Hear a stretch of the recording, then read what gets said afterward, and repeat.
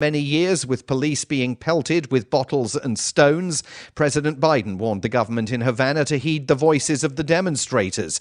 He also this week refused to send troops to Haiti, despite a request from the government there in the aftermath of the assassination of President Jovenel Moïse. President Biden turned his attention this week to American democracy and the threat he claims is posed by Republican attempts in several states to rewrite election laws. There's an unfolding assault, an attempt to suppress and subvert the right to vote in fair and free elections. The president said battling to safeguard democracy will be the cause of his presidency, though his spokeswoman conceded he has no legislative strategy for achieving that. From bureaus worldwide, this is FSN. Investors on Wall Street will focus on corporate earnings in the week ahead on Wall Street, but inflation jitters are likely still to linger. From FSN's business desk in New York, Will Denzelo reports. Last week, some of the major US banks released quarterly numbers as earnings season gets into full swing. It's slated to be a lighter week this week for economic data, and earnings are set to be a major focus for Wall Street analysts. Investors are expecting strong figures across the board this season, with companies benefiting from pent-up consumer demand as COVID-19 restrictions ease. This week, Netflix, Johnson & Johnson, Coca-Cola and Intel are among some of the big firms set to report. William Denzelo, New York. A growing number of Californians will start the week wearing face masks again indoors amid a sharp rise in COVID-19 cases caused by the Delta variant. Los Angeles is mandating the wearing of face masks just a month after lifting almost all restrictions. From FSN's bureau in San Francisco, Ira Spitzer reports. The new mask order will go into effect over the weekend and reflects officials' growing alarm at the recent rapid spread of the highly transmissible Delta coronavirus variant. Almost 70% of people over 16 in the U.S.'s most populous county are vaccinated, but there are still pockets of unvaccinated residents who remain at high risk. The county's COVID-19 hospitalizations have also ticked up, although they're still at around 5% compared to the levels in January. In the coming week, we'll keep a close eye on the COVID-19 situation in England as restrictions are lifted. We'll see if the US ends its travel ban on visitors from the EU. And we'll cover the opening ceremony of the Tokyo Olympics on Friday. Those stories here and on Twitter at Feature Story. And that's the Week in Review from Feature Story News. Simon Marks reporting. We've got Today Now's medical expert, Dr. Kareem Mazari, here to give us some tips on how to convince a stubborn little guy to take off his Spider-Man costume and start wearing normal clothes so people don't think he's a weirdo. And also joining us is my son Spencer, still dressed as Spider-Man. Spencer? Hi, Mom. I find the best thing to do is to try and have a dialogue with your child. Now, Spencer, why won't you take your costume off? Because then people will know my true identity. You're not even wearing the mask. People already know who you are. Well, bargaining can work. Explain to your child. Is it not enough that I say take off the Spider-Man costume? Now I've got to bargain with my own child? Jesus Christ. You know, Spencer, sit down. Sit down. Do you want to be put in the silence trunk again? You don't like the silence trunk, do you? Okay. I'm Spider-Man. I'm Spider-Man. Spencer, sit down right now. Sit down, you little face, or I will break the rest of your toys on purpose. Do you understand me? This is the Onion News Network.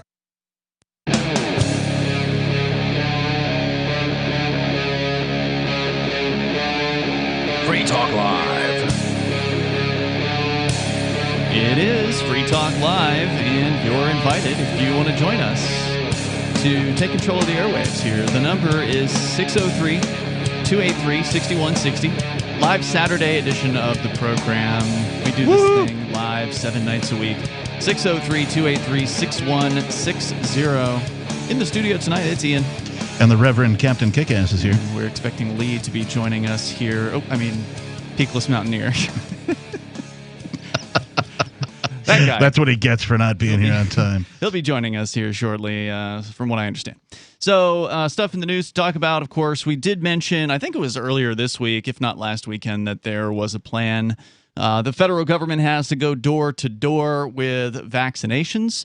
And some places already started doing that. It was, I think, North Carolina, the Charlotte area. Wait, did you say the government has to go door to door?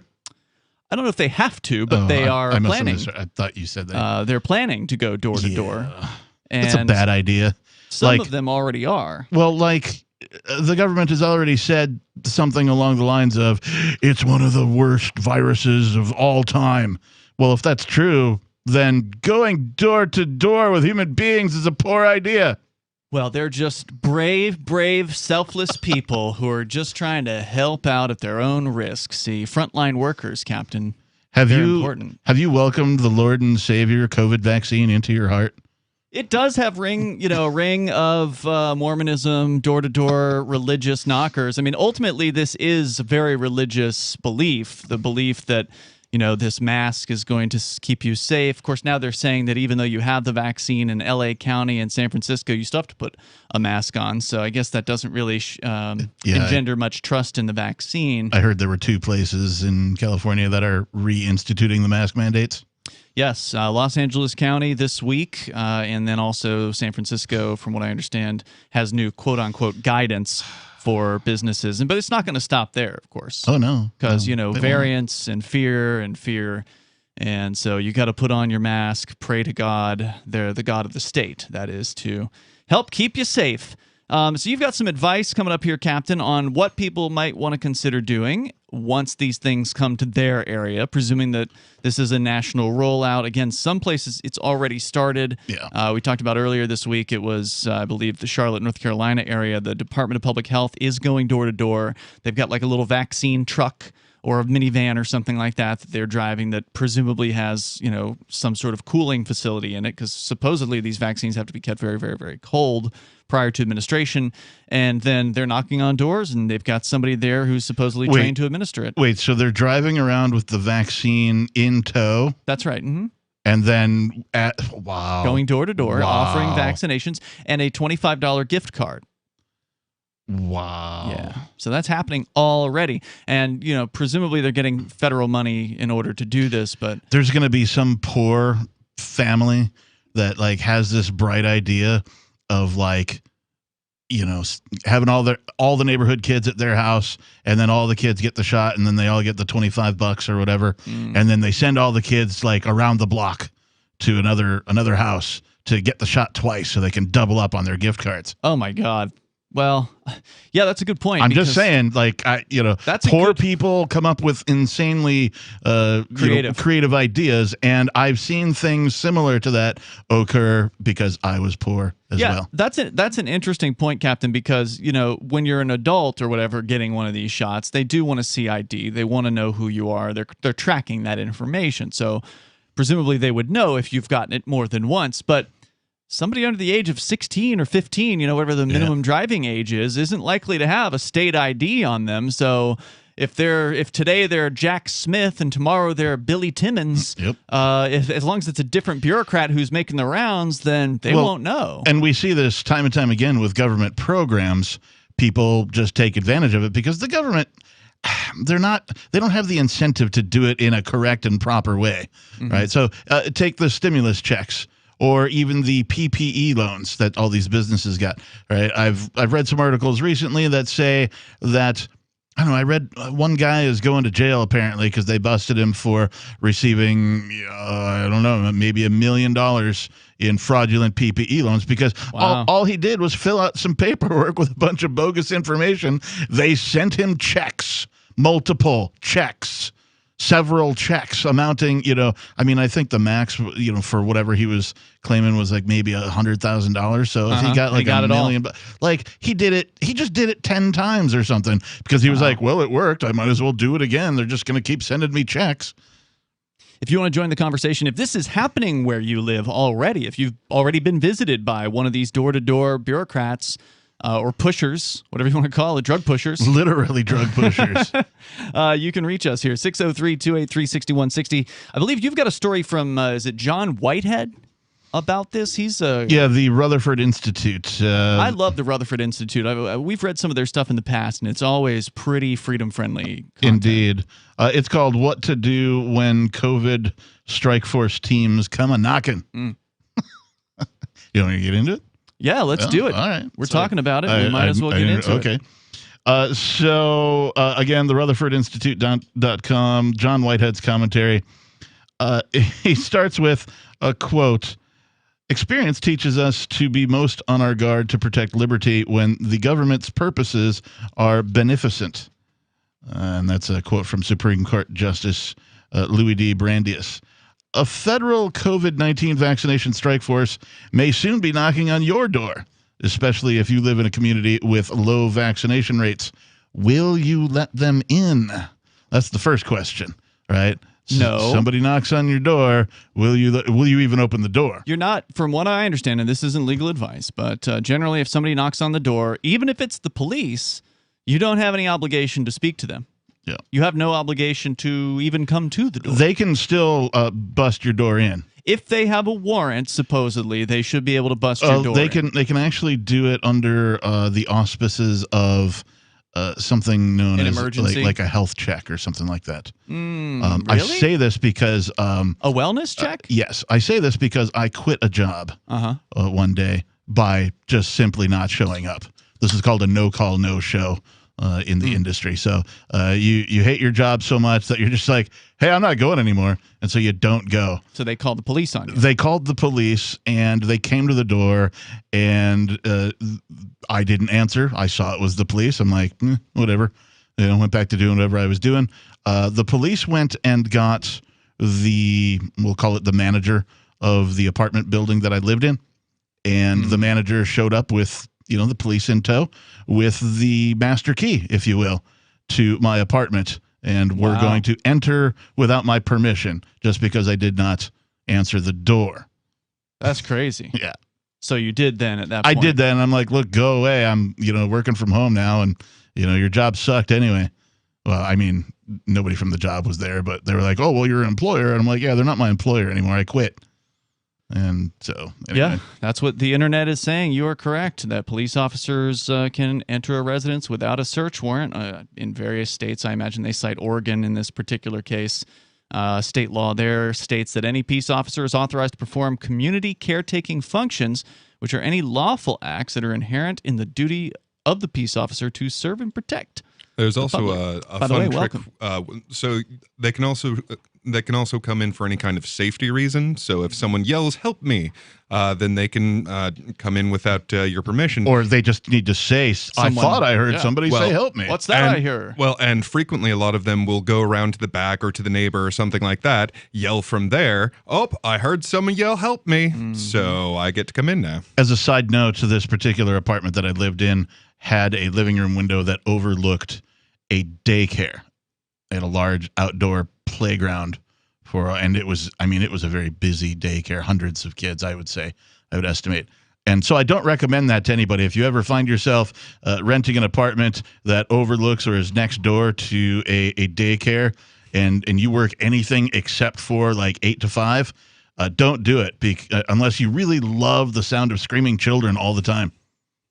This may be, I'm disturbed by this idea, Captain, that perhaps this wellness check, so-called, or welfare check, may be the sort of the camel's nose to get them into people's homes on this, because they may just rule that the vaccines are so important to the welfare of the people that they just have to come in. Wouldn't surprise me. 603-283-6160, though I bet in the initial phases you'll still have the ability to refuse. But we'll see. More coming up on this. You can share your thoughts. When a lunar observatory detects a radio broadcast originating from Proxima Centauri, the nations of Earth discover their first contact with an alien race may also be their last. With the Proximans facing an extinction-level disaster, Earth must choose between sending a ship on a multi-year journey or allowing nature to take its course. Saving Proxima, a hard science fiction thriller by Travis S. Taylor and Les Johnson from BaneBooks.com. Are you tired of governments murdering people around the world? Stop using their money. There is an alternative. Bitcoin is a stateless, free market, non-political currency. Bitcoin cannot be inflated or controlled by any government. By using their money, you're helping the state. Stop doing it. You have an incredible alternative available now. Learn it, use it, spread it. Get started with Bitcoin at Bitcoin.com. That's Bitcoin.com. Do you feel like your nation, state, or community no longer holds your values? Have you dreamt of a place where people agree that liberty is important and are free to pursue their projects so long as they respect the property of others? There are many people just like you that are discovering freeprivatecities.com. Their social media links are at the upper right of the page at freeprivatecities.com. All skill levels will be needed when the first of the Free Private Cities opens. It's sooner than you think. Stop arguing and build. freeprivatecities.com.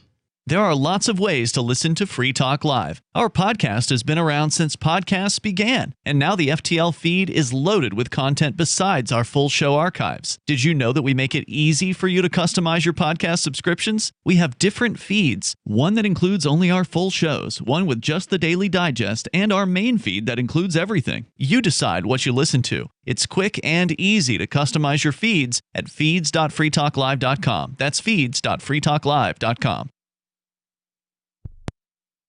Because we are smothering in spam, please do not reply to all when you can instead reply.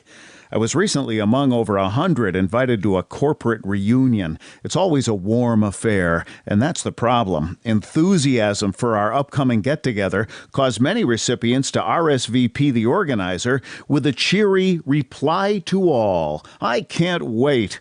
Then others piled on with a reply to all to that. Then the "I'm out of my office now" autoresponders joined in. So I replied to all, asking that we all reply only to the organizer. Hey, at least I tried. One invitee, apparently retired, shot back, "Point taken, but I really like seeing the responses since they're so positive." Smiley face.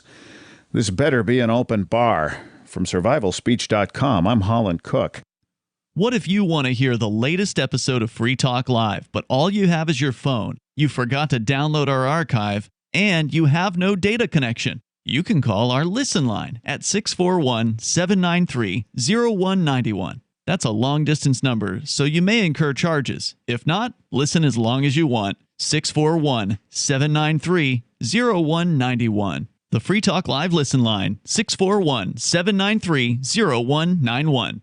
The new 4th edition of Healing Our World, The Compassion of Libertarianism, will take your understanding of liberty to a deeper level and has over 1,300 updated references, new cartoons, and a foreword by Dr. Ron Paul. With discounts for multiple book purchases, the 4th edition of Healing Our World is a great gift for the liberals, pragmatists, environmentalists, and Christians in your life who think libertarianism is cold-hearted. Get yours today at healing.freetalklive.com and use promo code FTL for a $5 discount. Do you appreciate what we do? Help us advertise, market, and promote for just $5 a month at amp.freetalklive.com.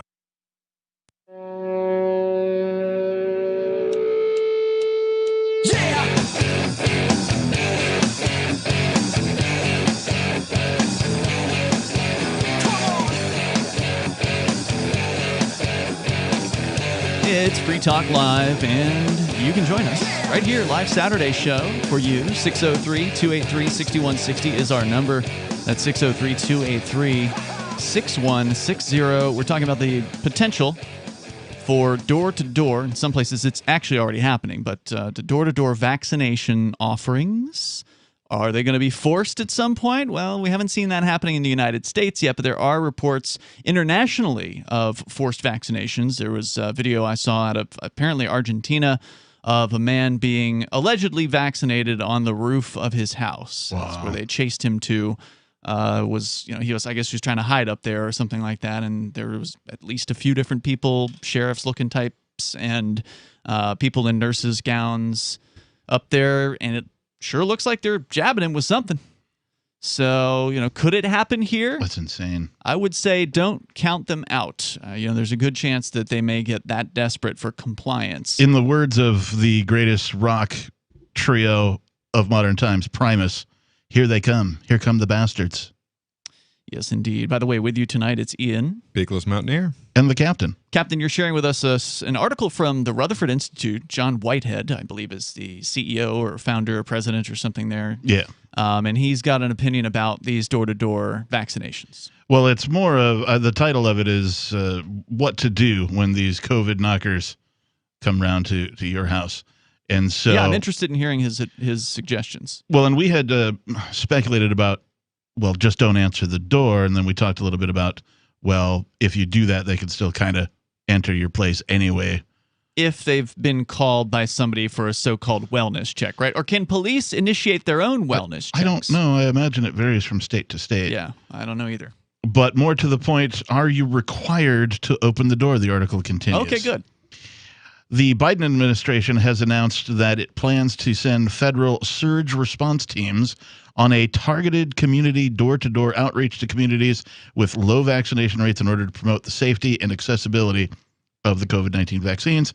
That's all fine and good as far as government propaganda goes, but nothing is ever as simple or straightforward as the government claims, especially not when armed roving bands of militarized agents deployed by the nanny state show up at your door with an agenda that is at odds with the Supreme Court or with what Supreme Court Justice Louis Brandeis referred to as the constitutional right to be left alone.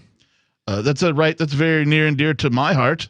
I wish I had it. And me as a person, yes, absolutely. It's one of these rights that, well, we don't have. A lot of folks are, there's a lot of stuff in the news. A lot of folks are like, well, can you imagine not having the freedom that we have here like they do? And it's like, okay, the grass is always greener, but we still don't have the right to be left the hell alone. Nope. Well, you have the right. They're just not respecting it. Well, that's true. That's true. Any attempt by the government to encroach upon the citizens' privacy rights or establish a system by which the populace can be targeted, tracked, and singled out must be met with extreme caution. These door-to-door visits by COVID-19 surge response teams certainly qualify as a government program whose purpose, while seemingly benign, raises significant constitutional concerns. First, the visit itself. While government agents can approach, speak to, and even question citizens without violating the Fourth Amendment, Americans have a right not to answer questions or even speak with a government agent. And you, Ian, have been a wise teacher for me on that respect. I can't tell you how many times on like some of the videos that you've been on and some of the conversations I've heard where you talk about how to interact with police, where it's like, I'm sorry, I don't answer questions, officer. I have to say that that's one of the safest responses in my experience, at least. There's a guy on YouTube who does it to a T. Yeah. Kenny Suter, I think is his name. Really great stuff. Should check his videos out if you want to see what happens when somebody actually puts this into play.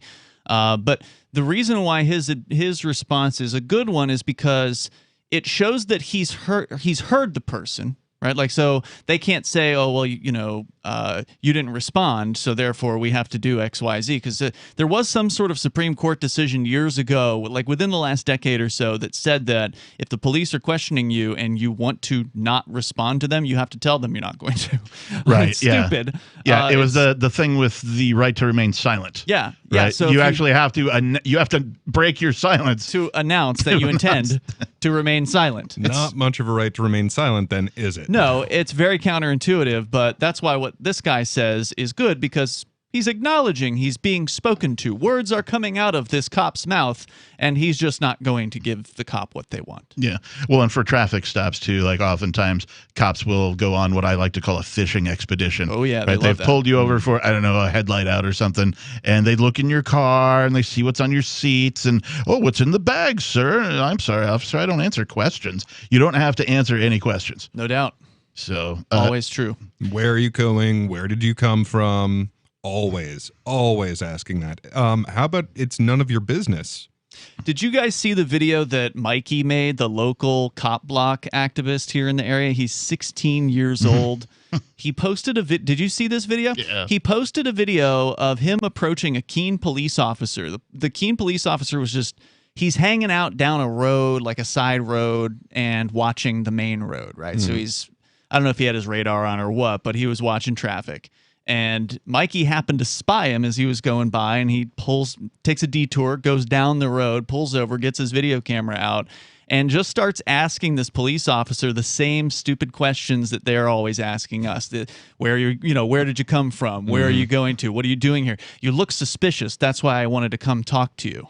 He told the cop that he looks suspicious, and it was pretty fun. Turnabout is one of the most effective means of. And if I remember correctly, like he was effective. Did the guy leave or something? I don't recall. Okay, I don't recall either. But it was funny. Yeah, and I wish I remember his channel name, but I don't offhand. I think it's like Mikey's Gaming, but I don't know what the actual URL is. So the article continues. Courts have upheld these knock and talk visits as lawful, reasoning that even though the curtilage of the home is protected by the Fourth Amendment, there is an implied license to approach a residence, knock on the door, ring the bell, and seek to contact occupants. Yeah, just like any sales guy or whatever pushing a vacuum cleaner can do it, unless, of course, you've put signs up preventing them from doing that. It does say, however, the encounter is wholly voluntary and a person is under no obligation to speak with a government agent in this situation. As a side note, before I continue with the article, I have seen some folks, the libertarian community, the larger freedom community, is very good with, signs and memes for that matter. And I have already seen some folks who have manufactured some signs that say some interesting things like, if you're here to talk about anything related to my personal health care, be advised that I charge $50 a minute for any conversation related to this particular subject matter. And if you engage in a conversation with me about this subject matter, then you have agreed to pay me, this kind of a thing. I've seen these signs come up. I don't know how effective they're going to be legally, but it's interesting that folks are already making these signs in anticipation. If you've advised them that this is your price structure and they engage you under that price structure, then you need to start putting liens out on their property if they don't pay their bills. The number here is 603-283-6160. More suggestions from the Rutherford Institute coming up on what to do if these door-to-door vaccination people come to your door, which could be happening soon. Carl Watner, longtime proponent of a voluntary society, died last December. You may have seen his articles published on his website, voluntarist.com, in his newsletter, The Voluntarist, the Mises Institute, or elsewhere over the last 40 years. His newest book, I Must Speak Out, Volume 2, The Best of the Voluntarist, is now available via Liberty Under Attack Publications. This 430-page second volume spans the years of 2000 through 2020 and includes articles by Carl Watner, Hans Hermann Hoppe, Karl Hess, Benjamin Tucker, George H. Smith, Lysander Spooner, Pete Eyre, Joyce Brand, and many others. I Must Speak Out is for the newly initiated, the veteran voluntarist, or anywhere in between. Buy the book now at libertyunderattack.com/voluntarist. For more great content on building a voluntary society and for Carl's extensive archives, check out voluntarist.com. From Feature Story News in Washington, I'm Simon Marks with the Week in Review. And the weekend in large parts of Germany and Belgium will be dominated by the continuing search and rescue operation following once-in-a-quarter-century floods that killed scores of people. German Chancellor Angela Merkel says the tragedy proves the need to accentuate the global battle against climate change. 15,000 police and troops are now deployed in Germany. FSN's Trent Murray reported from one of the worst-hit towns. I'm speaking to you from the village of Ahrweiler. One woman I spoke to said that she had little choice but to go to the roof of her house to try and wait out the rising floodwaters. And then tragically, as she was evacuated, she actually saw the body of her neighbour. In South Africa, more than 100 people died in a week of violence and looting, sparked by the jailing of former President Jacob Zuma. He's serving a 15-month sentence for contempt of court. But the rioters were also expressing frustration over the government's response to COVID-19, and many were simply out to steal whatever they could get their hands on. FSN's Cape Town bureau reporter is Mark Roughton. Monday night, images of ongoing looting were broadcast live alongside President Cyril Ramaphosa's address to the nation. He says that government will restore law and order in affected areas, but for hundreds of retailers, it is already too late. The stage is set for British Prime Minister Boris Johnson to lift remaining COVID-19 restrictions in England on Monday, but the government's top scientific advisor says the number of people in hospital with coronavirus could reach quite scary levels within weeks. Professor Chris Whitty told a Science Museum webinar the UK is not out of the woods. At the moment, the number of cases in hospital is mercifully much lower than it was previously, but not trivial. If we double from 2,000 to 4,000, and 4,000 to 8,000, to 8,000, and so on, it doesn't take many doubling times till you're into very, very large numbers indeed. And the doubling time at the moment is probably around about 3 weeks. Cuba saw the most brazen protests against the communist government for many years, with police being pelted with bottles and stones.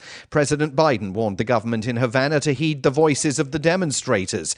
He also this week refused to send troops to Haiti, despite a request from the government there in the aftermath of the assassination of President Jovenel Moïse.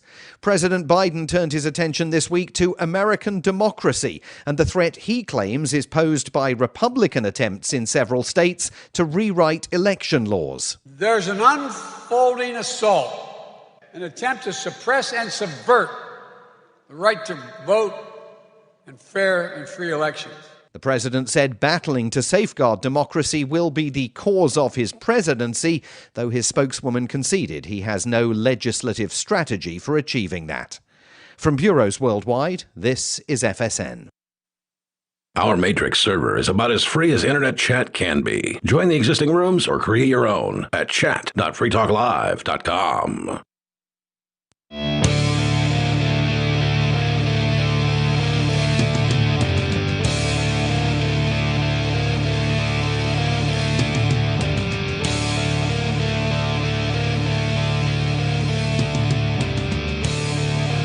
Free Talk Live, the number if you want to join us, 603-283-6160. You can take control of the airwaves. You don't have to talk about the looming potential for door-to-door vaccination visits from your friendly local federal government, or perhaps local governments getting federal money to go door-to-door. We're seeing other governments such as the North Carolina, I think it was Charlotte, was doing it as of Monday. They started going door to door in various neighborhoods. So it's already being rolled out in some places, could be coming to a door near you.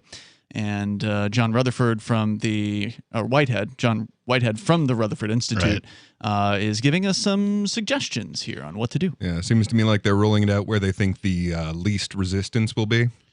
Well, and I heard or read this person who calls himself president, I think his name's Biden, like defending this. Of course, he was calling for it. And it was all this sort of like, downplaying, like, oh, people think it's very brown shirt Gestapo, but it's not that at all.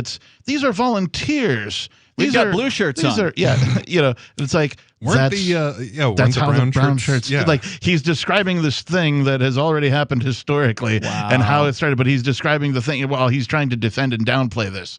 Like, it is never a good idea for a government to turn on its own citizens, right? That's been going on forever. Right, but if you want to maintain your power, right, usually what happens is when these, we'll call them societies or governments, when they meet their end, when they're on the downward decline. Are we there yet? Oh, we're definitely on the downward decline. Okay. Yes. Good. Not much time left. I'm ready. There are so many people who are, like, with all the current stuff that's going on with COVID and now this with the door-to-door stuff, they're like, this is how it starts. Like all the old people that, were old enough to see Germany rise and, the Nazi party and all that kind of stuff. They're like, this is how it starts. And some of these older people are like, no, actually, we're several steps into it already. It has started. And we're, maybe midway through it at this point. Well, and I mean, the reason they keep hammering on this stuff is because they are running out of time to start implementing absolute and ultimate control.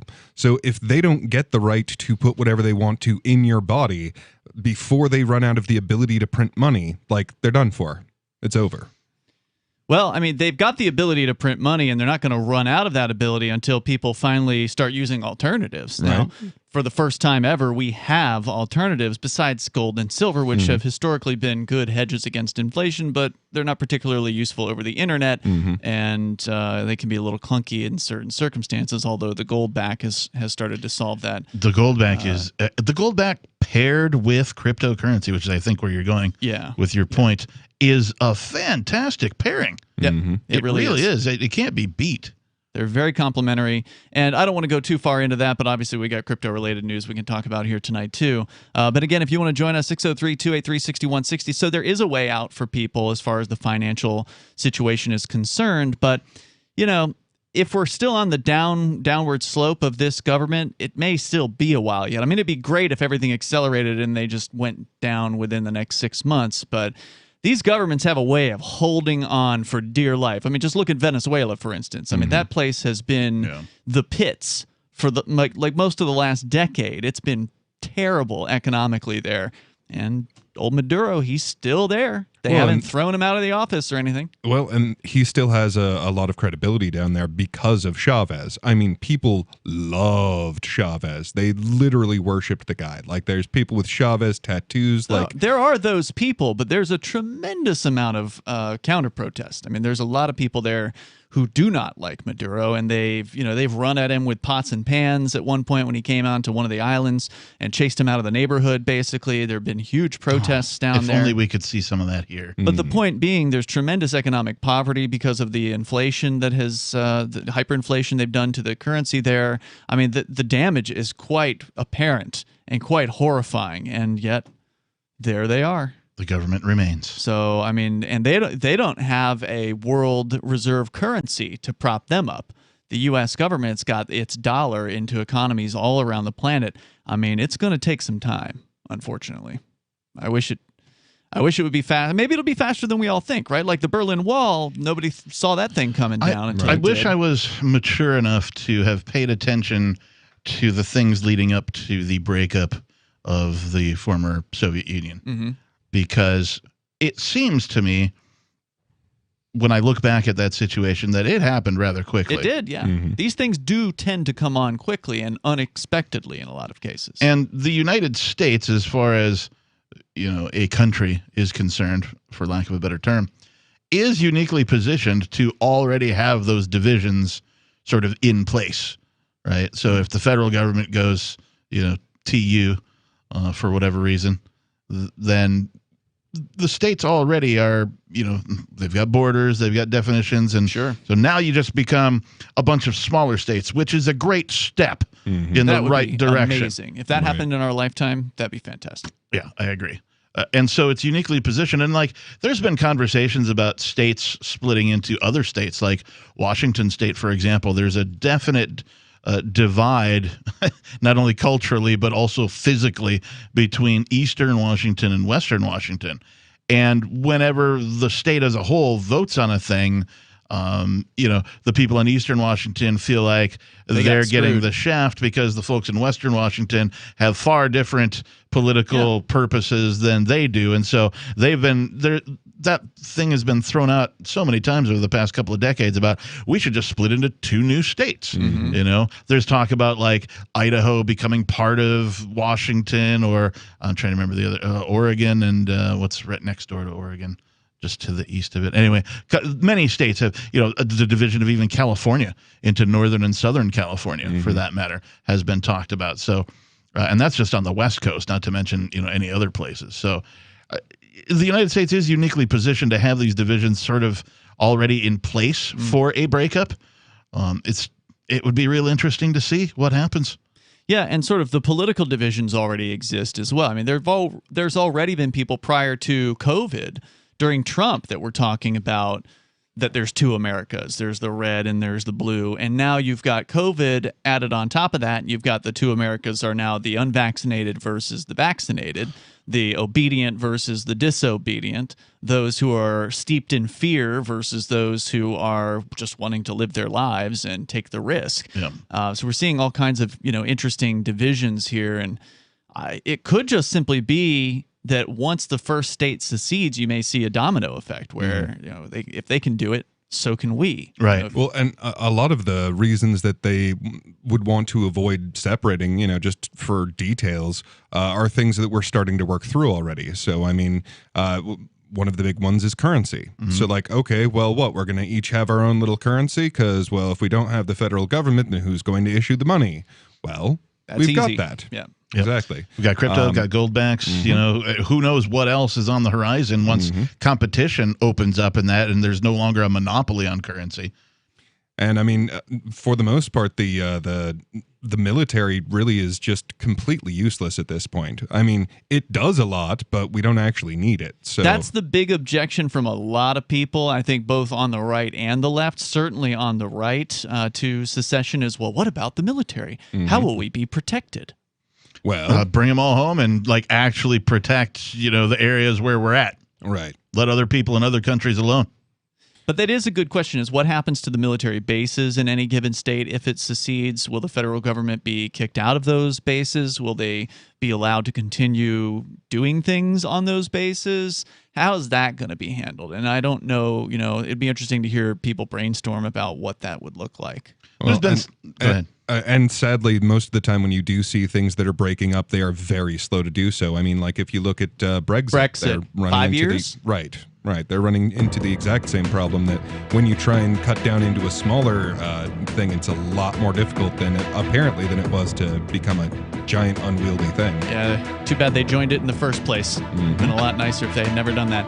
603-283-6160, whether you want to talk about secession or what to do when these door-to-door vaccination pushers come by. There's more to the story that you've got, right, Captain? We'll get into that coming up. Your calls and thoughts are welcome to live Saturday edition of Free Talk Live. It's your show. Free Talk Live. Are you saying there's something wrong with a gay couple adopting children? Absolutely. What could possibly be wrong about that? Then the children are going to be raised by queers instead of by, You are homophobic, aren't you, Tom? No. I think so. But anyway. What's wrong with them being raised by gay people? Because gay people are unfit to raise children. How dare you? I object a lot. I had a friend who was adopted by gay parents, and he grew up just fine with completely normal values, and he's a very normal, functioning member of society. I've met plenty of gay people in my time who I thought would make fantastic parents and would be far better parents than many of the white trash parents that are out there raising kids today. Tom, do you know any gay people? I try not to, but... Yeah, well, that figures, and you're about done. Thanks for the call. Free Talk Live, 7 nights a week from 7 to 10 Eastern, live on the Liberty Radio Network at LRN.FM. Are you a cryptocurrency advocate? The Crypto Tip is the ideal outreach tool to help new people discover cryptocurrency. It's a printable business card-sized tip that you can give to service providers, preferably in addition to a good cash tip. When the server scans the QR code, it'll bring up an explanation of cryptocurrency, how to install a wallet, and allow them to claim the tip. If they don't claim the crypto, you get your tip refunded to you after a time period you specify. Plus, if they do claim the tip, you get an email alert. Create as many tips as you want at cryptotip.org. That's cryptotip.org. Tired of cancel culture? Sick of mega tech corporations holding an axe over your head? Join the LRN.FM Matrix chat server. It's self-hosted, so no one else can tell us what to do or say. Don't like the existing channels? You can make your own. You can even connect into some of our channels from other Matrix servers. It's federated. For the full LRN.FM Matrix experience, though, you should join our server via the step-by-step instructions at chat.lrn.fm. Chat.lrn.fm. Hey, you are going to love the movie Victimless Crime Spree. It's hilarious, heartwarming, and carries a ton of inspiring freedom messages. Feeling down about the lack of liberty in your life? You need to put on this film with some friends and have a good laugh. It's a true story about me and my friends in New Hampshire living free, singing, dancing, and getting arrested. Of course, it's all on video, and the bad guys, the cops, judges, bailiffs, and sheriffs, they all play their part like it's out of a movie or something. You would think we scripted the whole thing, but it's real life. Go ahead and have a watch, and if it's been a while, have another look. I guarantee you'll notice things now that you didn't notice before. And the best part is that you're going to walk away feeling a renewed sense of your own power. You are the master of your destiny, and you will be free in your lifetime. Victimless Crime Spree. Some of you asked, and now we've delivered. LRN.FM's live Keene, New Hampshire studio shows are now streamed in HD on Twitch. Visit our channel at twitch.lrn.fm and give it a follow. If you have Amazon Prime, you get one free subscription on Twitch. If you use it on our channel, Twitch will give LRN.FM a monthly piece of your Prime subscription cost. So please watch, follow, share, and subscribe to twitch.lrn.fm. That's twitch.lrn.fm. Breaking weather news. Belize is sunny and around 82 degrees every day this week. What's the forecast for your life? If current politics and economic prospects are cramping your freedom, escape to the tropics. ECI Development has affordable second homes for you to own or rent in Belize and other tropical countries. Places with stable governments and growing economies. Secure your freedom now. To find out more, send an email to ftl@ecidevelopment.com. You can stick it to the man and big tech. Join our FTL social mastodon at social.freetalklive.com.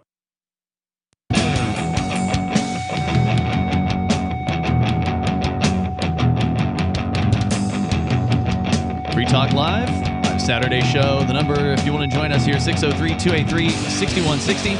That's 603-283-6160. And you can join us online anytime you want over at freetalklive.com. Check out the social media site over at social.freetalklive.com. I just posted a photo yesterday, I think it was, or today, of Mr. Bitcoin. You talked about him last night on the show, Captain. It's my favorite mascot, I think, of all time. And I figure people should see what it looks like because he was here at the studio yesterday, paid us a visit, and the costume or the mascot outfit is absolutely outstanding. So you can see that for yourself. Trying to get, and Dave, if you're listening, perhaps you can call up Bitcoin Gandhi and arrange an appearance between Mr. Bitcoin and Bitcoin Gandhi. I actually already sent Dave Bitcoin Gandhi a message, and he's interested.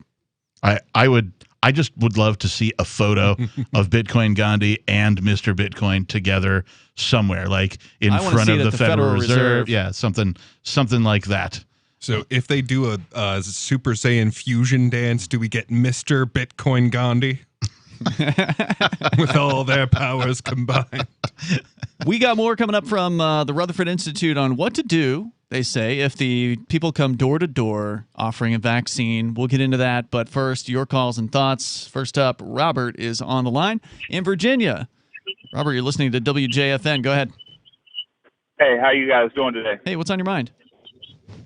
So, this is my first time listening to you guys, but welcome.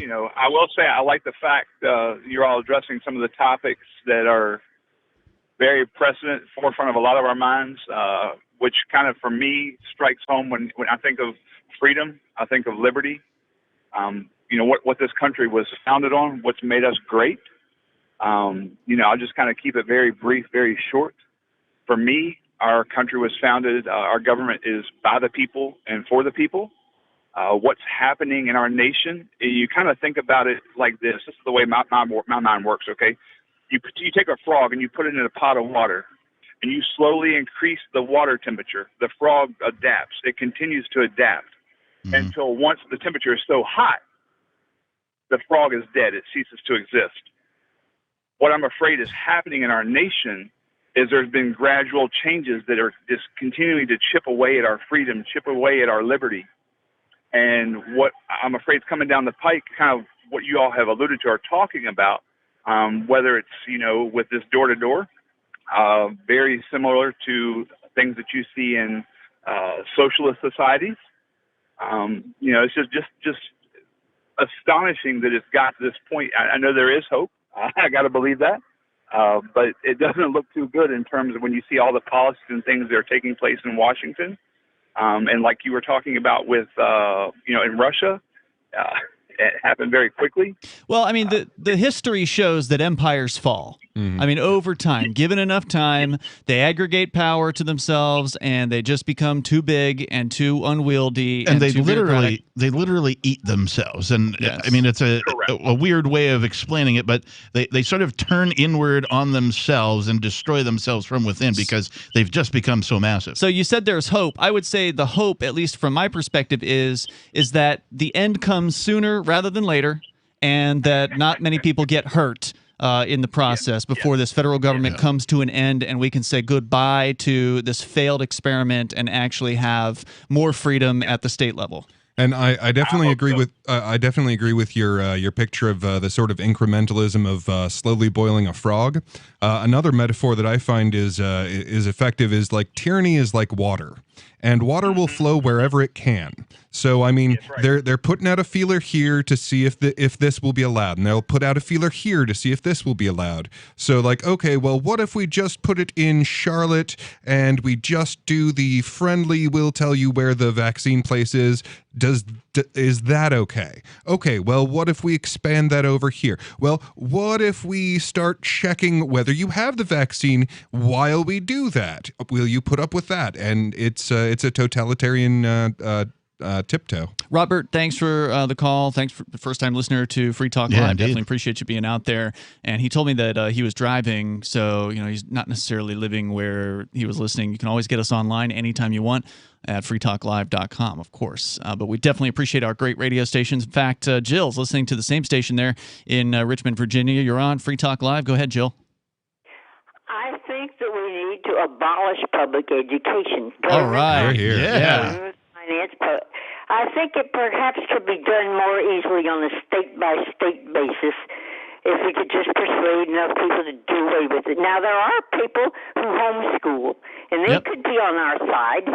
Mm-hmm. And there are people, now I don't necessarily agree with them, but there are people who send their children to parochial schools, and it's not fair. They've got to pay out of their own pockets for that education and at the same time be taxed for it. Oh, yeah. No doubt. And that's not fair either. The taxes aren't fair in the first place. Like that together, we can, and spread it over the nation gradually on a state-by-state basis. I think we could perhaps get rid of it eventually.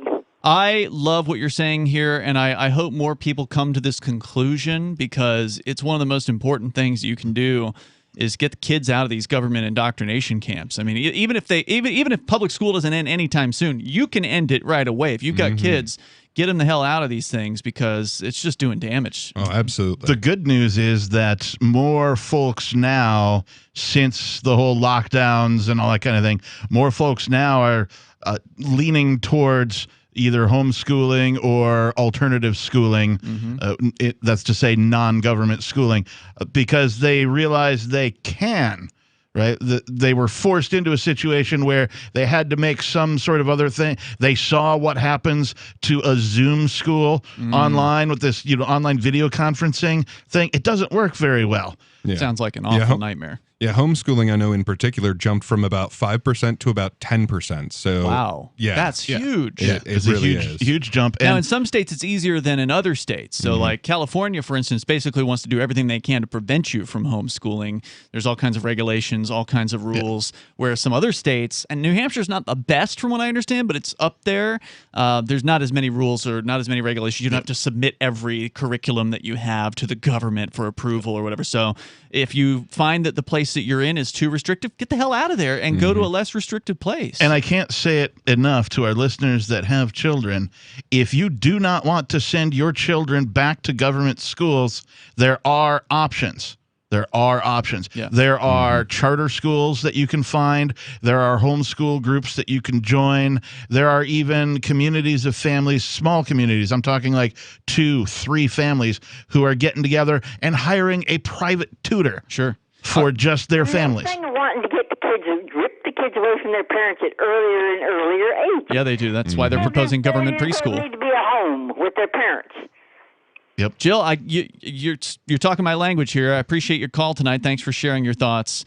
The number, if you want to join us, 603-283-6160. And this is where the government gets their hooks in. Is when you got kids in their charge. This is an argument that I don't get it, but I hear it every time that that homeschooling or anything like that comes up. It's like, well, but you're going to have to pay the taxes and not get the service. It's like, so what?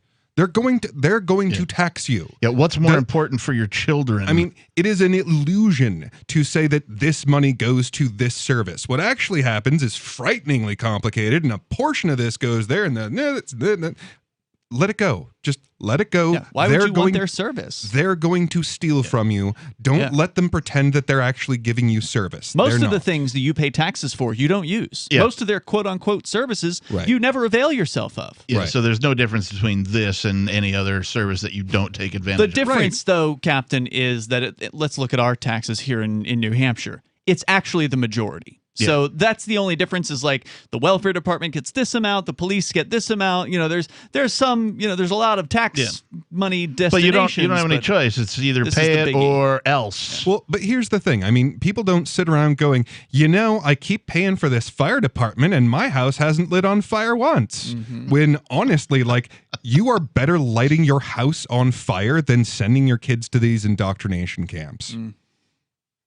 The number, 603-283-6160. You can join us here, because if we actually had a freedom to choose in education, if you actually had people being able to keep their money, we'd have all this blossoming options out there. You'd have schools that were religious, you'd have schools that were atheist, you'd have schools that were environmentalist, you'd have schools that were, you fill in the blank. Whatever it is that people want is what they would have. They wouldn't have to fight over it ever again in these stupid school boards where one parent group is always fighting with the other parent group because one wants the Bible in the class and the other doesn't, and it's just never-ending conflict between neighbors. Can you imagine if government just gave families the amount of money that it spends on each child to go to public schools and just was like, here's the money, budget yourself for schooling?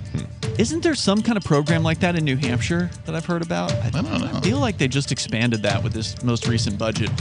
Anyway, the number here is 603-283-6160. More on the door-to-door vaccines coming up. Brute force, intransigent defiance, adamantine will. These are the hallmarks of the AI tank. These gigantic machines have the firepower of an army, but they also have their own sense of honor and duty. When the world breakers arrive, battle will be joined, planets will shake, and war and peace will never be the same again. World Breakers. Stories from David Weber, Larry Correia, and more. Available August 3rd from BaneBooks.com. Are you tired of governments murdering people around the world? Stop using their money. There is an alternative. Bitcoin is a stateless, free market, non-political currency. Bitcoin cannot be inflated or controlled by any government. By using their money, you are helping the state. Stop doing it. You have an incredible alternative available now. Learn it, use it, spread it. Get started with Bitcoin at Bitcoin.com. That's Bitcoin.com. After a devastating war, the alien visitors were driven back, and their willing human collaborators were left behind to face the music. When Emma Jean Anderson's ex-lover springs her from prison, Nathan Foster and his 14-year-old nephew Ben are tasked with bringing the pair to justice. An easy enough job until they discover something is inside Emma Jean, and the fate of the planet hangs in the balance. The Family Business by Mike Coopery from BaneBooks.com. If you want to know the latest about Free Talk Live before we go on the air, all you need to decide is how you want it delivered. It's your choice. Visit news.freetalklive.com to receive our usually weekly news updates by email. Plus, we have a Twitter account at twitter.freetalklive.com, and you can follow us on the decentralized Mastodon platform at toot.freetalklive.com. So please follow us at toot.freetalklive.com and sign up for our emails at news.freetalklive.com. You're listening to the live edition of Free Talk Live. Hour number 2 is next after the news here on the Liberty Radio Network at LRN.FM. From Feature Story News in Washington, I'm Simon Marks with the Week in Review. And the weekend in large parts of Germany and Belgium will be dominated by the continuing search and rescue operation following once-in-a-quarter-century floods that killed scores of people. German Chancellor Angela Merkel says the tragedy proves the need to accentuate the global battle against climate change. 15,000 police and troops are now deployed in Germany. FSN's Trent Murray reported from one of the worst-hit towns. I'm speaking to you from the village of Ahrweiler. One woman I spoke to said that she had little choice but to go to the roof of her house to try and wait out the rising floodwaters.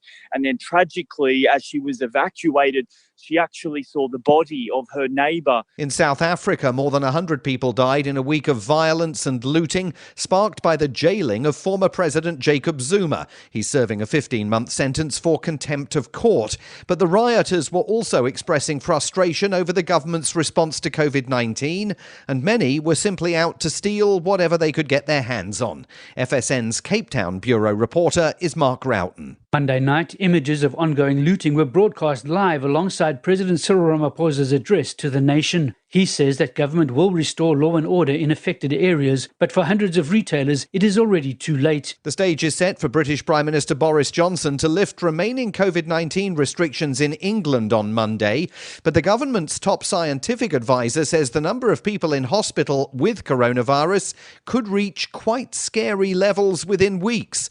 Professor Chris Whitty told a Science Museum webinar the UK is not out of the woods. At the moment, the number of cases in hospital is mercifully much lower than it was previously, but not trivial.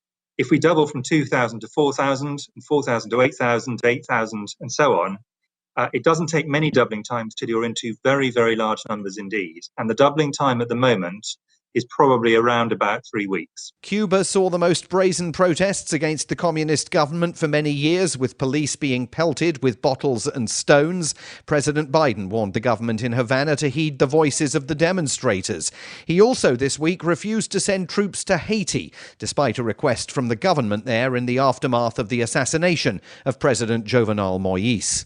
President Biden turned his attention this week to American democracy and the threat he claims is posed by Republican attempts in several states to rewrite election laws. There's an unfolding assault, an attempt to suppress and subvert the right to vote and fair and free elections.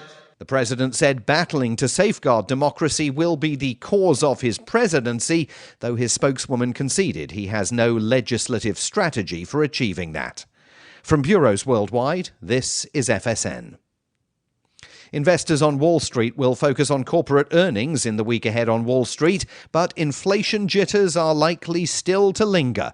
From FSN's business desk in New York, Will Denzelo reports. Last week, some of the major US banks released quarterly numbers as earnings season gets into full swing. It's slated to be a lighter week this week for economic data, and earnings are set to be a major focus for Wall Street analysts. Investors are expecting strong figures across the board this season, with companies benefiting from pent-up consumer demand as COVID-19 restrictions ease.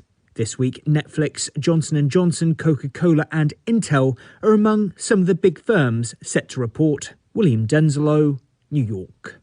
A growing number of Californians will start the week wearing face masks again indoors amid a sharp rise in COVID-19 cases caused by the Delta variant. Los Angeles is mandating the wearing of face masks just a month after lifting almost all restrictions. From FSN's bureau in San Francisco, Ira Spitzer reports. The new mask order will go into effect over the weekend and reflects officials' growing alarm at the recent rapid spread of the highly transmissible Delta coronavirus variant. Almost 70% of people over 16 in the U.S.'s most populous county are vaccinated, but there are still pockets of unvaccinated residents who remain at high risk. The county's COVID-19 hospitalizations have also ticked up, although they're still at around 5% compared to the levels in January. In the coming week, we'll keep a close eye on the COVID-19 situation in England as restrictions are lifted. We'll see if the US ends its travel ban on visitors from the EU. And we'll cover the opening ceremony of the Tokyo Olympics on Friday. Those stories here and on Twitter at Feature Story. And that's the Week in Review from Feature Story News. Simon Marks reporting. Sources are confirming that a man currently on a very intense cell phone call has been walking down the same city block for the past 45 minutes, periodically shaking his head and speaking brusquely to the individual on the other line. Please, just give me 1 second to make one point. Onlookers speculate that the man is in his early 30s and is either talking to a coworker, boss, or possibly his wife, girlfriend, boyfriend, attorney, or some sort of client of some kind. They say insanity is doing the same thing over and over again and expecting different results. Thus far, the man has walked by the same cafe over 10 times. You know, when I was coming in, I heard him say, "You're just not listening. That's the problem." So, it sounds like a pretty frustrating phone call. He's running his hand through his hair again. I cannot believe this. I literally cannot believe this. In addition to poking the air when making a point, the frustrated man has also been observed repeatedly massaging his forehead. Thus far, it remains unclear where the man was headed before taking his call, or whether or not the call itself is making him late for something. This is the Onion News Network.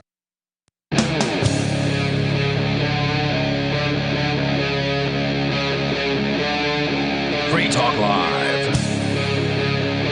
It's Free Talk Live, kicking off the second hour of the live Saturday edition of the show. The number, if you want to join us here, 603-283-6160. We're getting some suggestions from the Rutherford Institute on what to do when and if the door-to-door vaccination crew comes your way. What do they call themselves? The squad or something like that? I don't know. I need to come up with some sort of trendy name for these. You know, there needs I need a descriptors. The something knockers. Right. They're creepy, whoever they are. They're coming. Something knockers, all right. They may be coming to a door near you. In some places, it's already started. North Carolina, Charlotte area, they've started going door to door as of this past Monday, and maybe it's happening where you are. If if this has already happened in your neighborhood, give us a call 603-283-6160. What happened? How did you handle it? How did it go? It's super important to me that everybody come together and not allow this to occur. Once you allow something like this to occur through a government agency, as benign as it may seem and they may make it out to be, it's not going to stop. Mm-hmm. Once they have a force of people to go door to door to do whatever it is they say they're going to do, they're only going to increase the budget for that particular thing to continue and use it for more and more and more purposes. Once you let this cat out of the bag, it's not going back in the bag.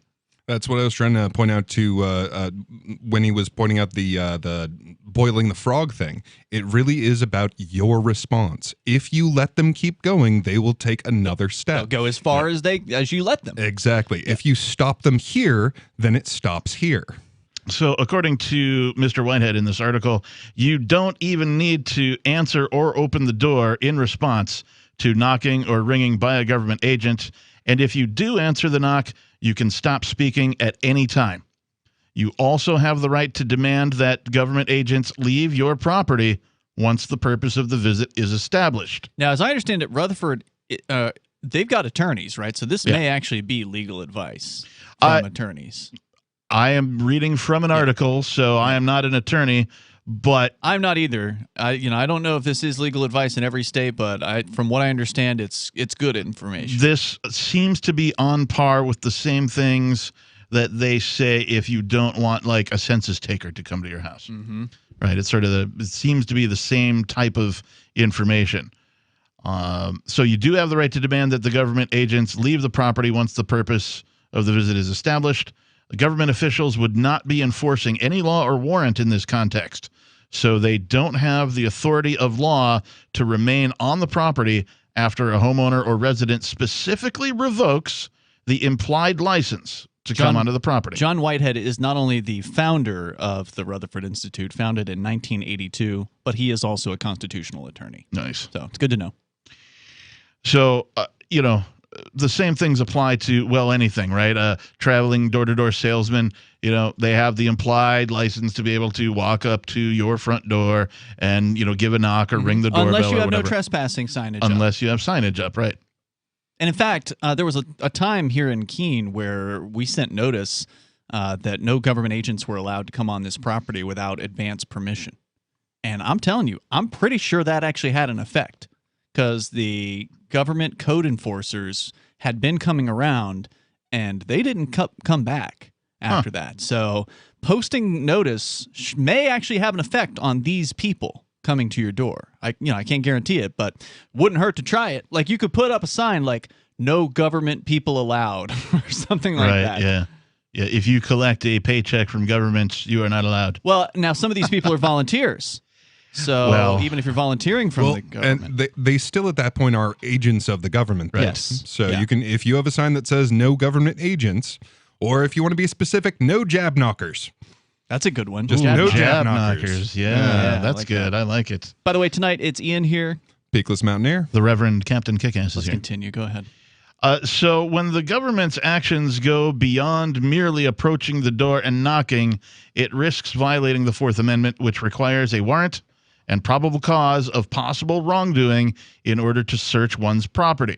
A government agent would violate the Fourth Amendment if he snooped around the premises, peering into windows and going into other areas in search of residents. Although, as you pointed out in the last hour, Captain, there's something called a welfare check or a wellness check, which basically gets them around all those rules. All they have to do is say, somebody called us and said you may not be well.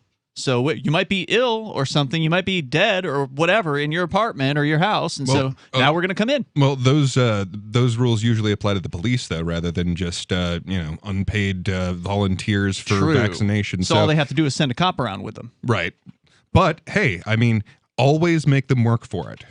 So I mean, if you're going to tie up police resources, that's how many fewer speeding tickets that they don't get to hand out. True. Or at least make them sign into legislation the tyrannical laws that will allow them to do this. Yeah, the thing is, they can lie and they can say somebody called us and then let themselves in on a welfare check basis. And then, of course, your recourse systematically is to go to court and get a lawyer and make them produce evidence that somebody called, and if they can't produce it, then it'll get tough. But they can still do the thing without any actual provocation or any actual evidence, if you will, in this case. What if it's the actual bureaucrat who's calling the police?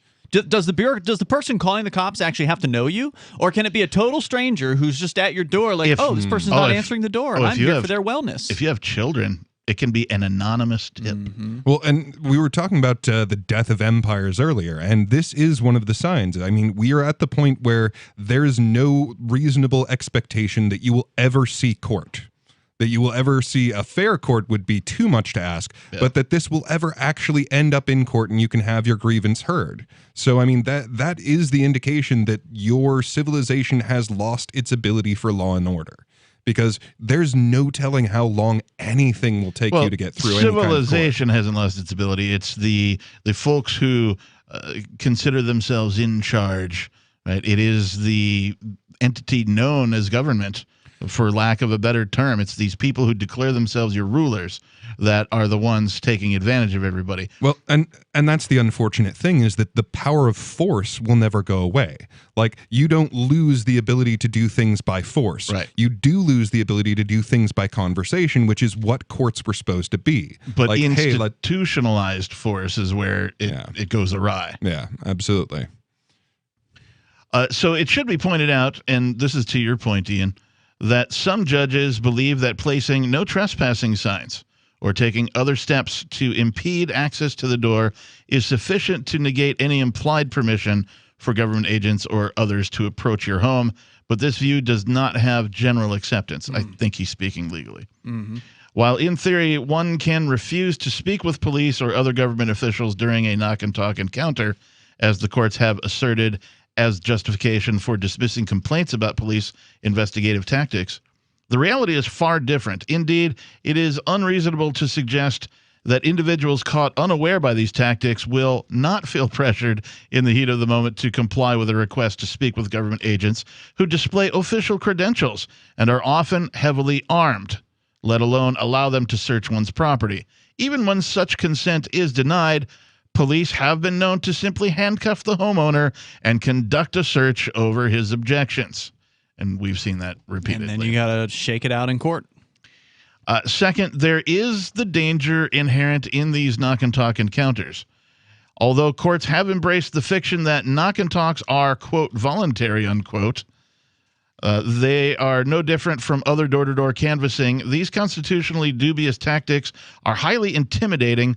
Confrontations meant to pressure individuals into allowing police access to one's home. Yeah, even if they don't have cops with them. Right. Because at this point, it's being promoted as, we're sending the volunteer, what'd you call them, what was it? Jab knockers. Jab knockers. We're sending the volunteer jab knockers to your door because they care and they want to help. You know, they may not have the police there the first time, but that doesn't mean it's not intimidating for the average person, because they will have somebody there with some sort of government identification, because they'll be going along with someone from the Department of Public Health or whatever, because you can guarantee that there's going to be a bureaucrat who's along for this ride. And for a lot of people, that's a scary thing, having to deal with someone official. It paves the way for warrantless searches. Well, yeah, and then maybe they'll come back with the police officer. Maybe if you don't consent, then they try round 2 with a nice, friendly officer standing at the nearby. More coming up here. This is Free Talk Live. Do you feel like your nation, state, or community no longer holds your values?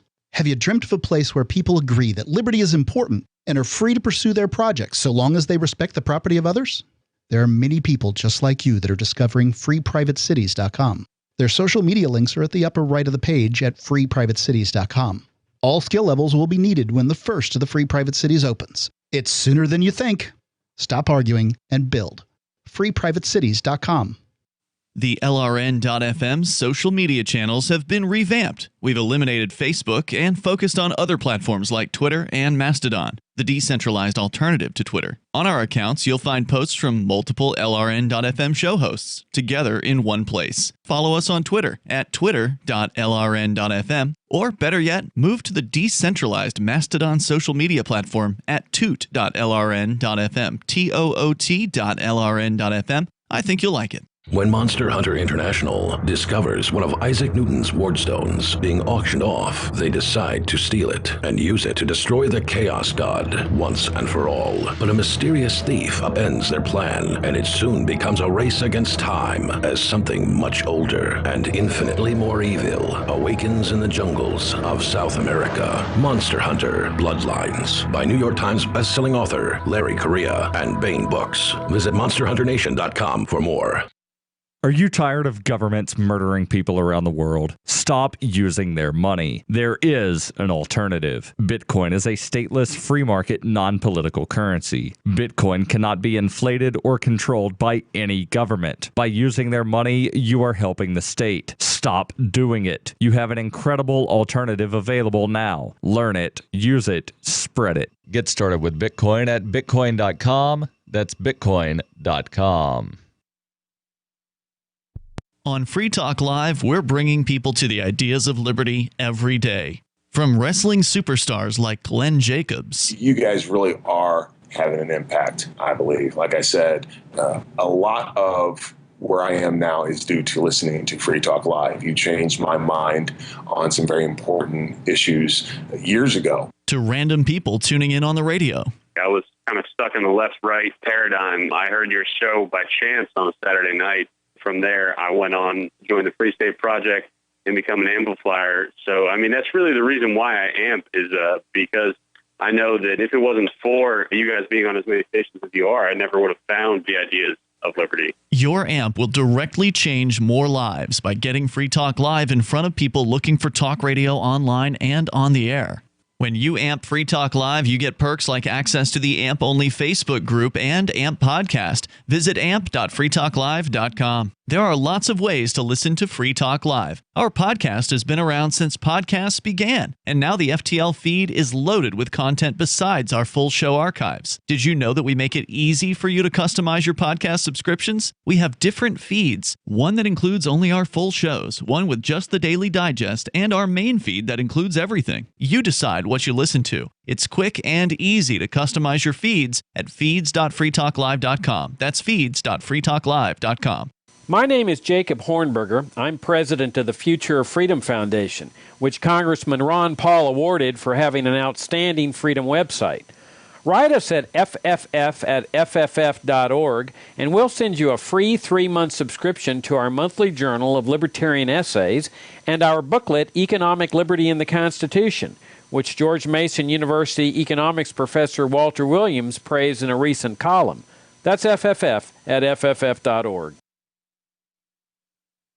Don't miss a moment of Free Talk Live. Get our archives daily via our podcast at feeds.freetalklive.com.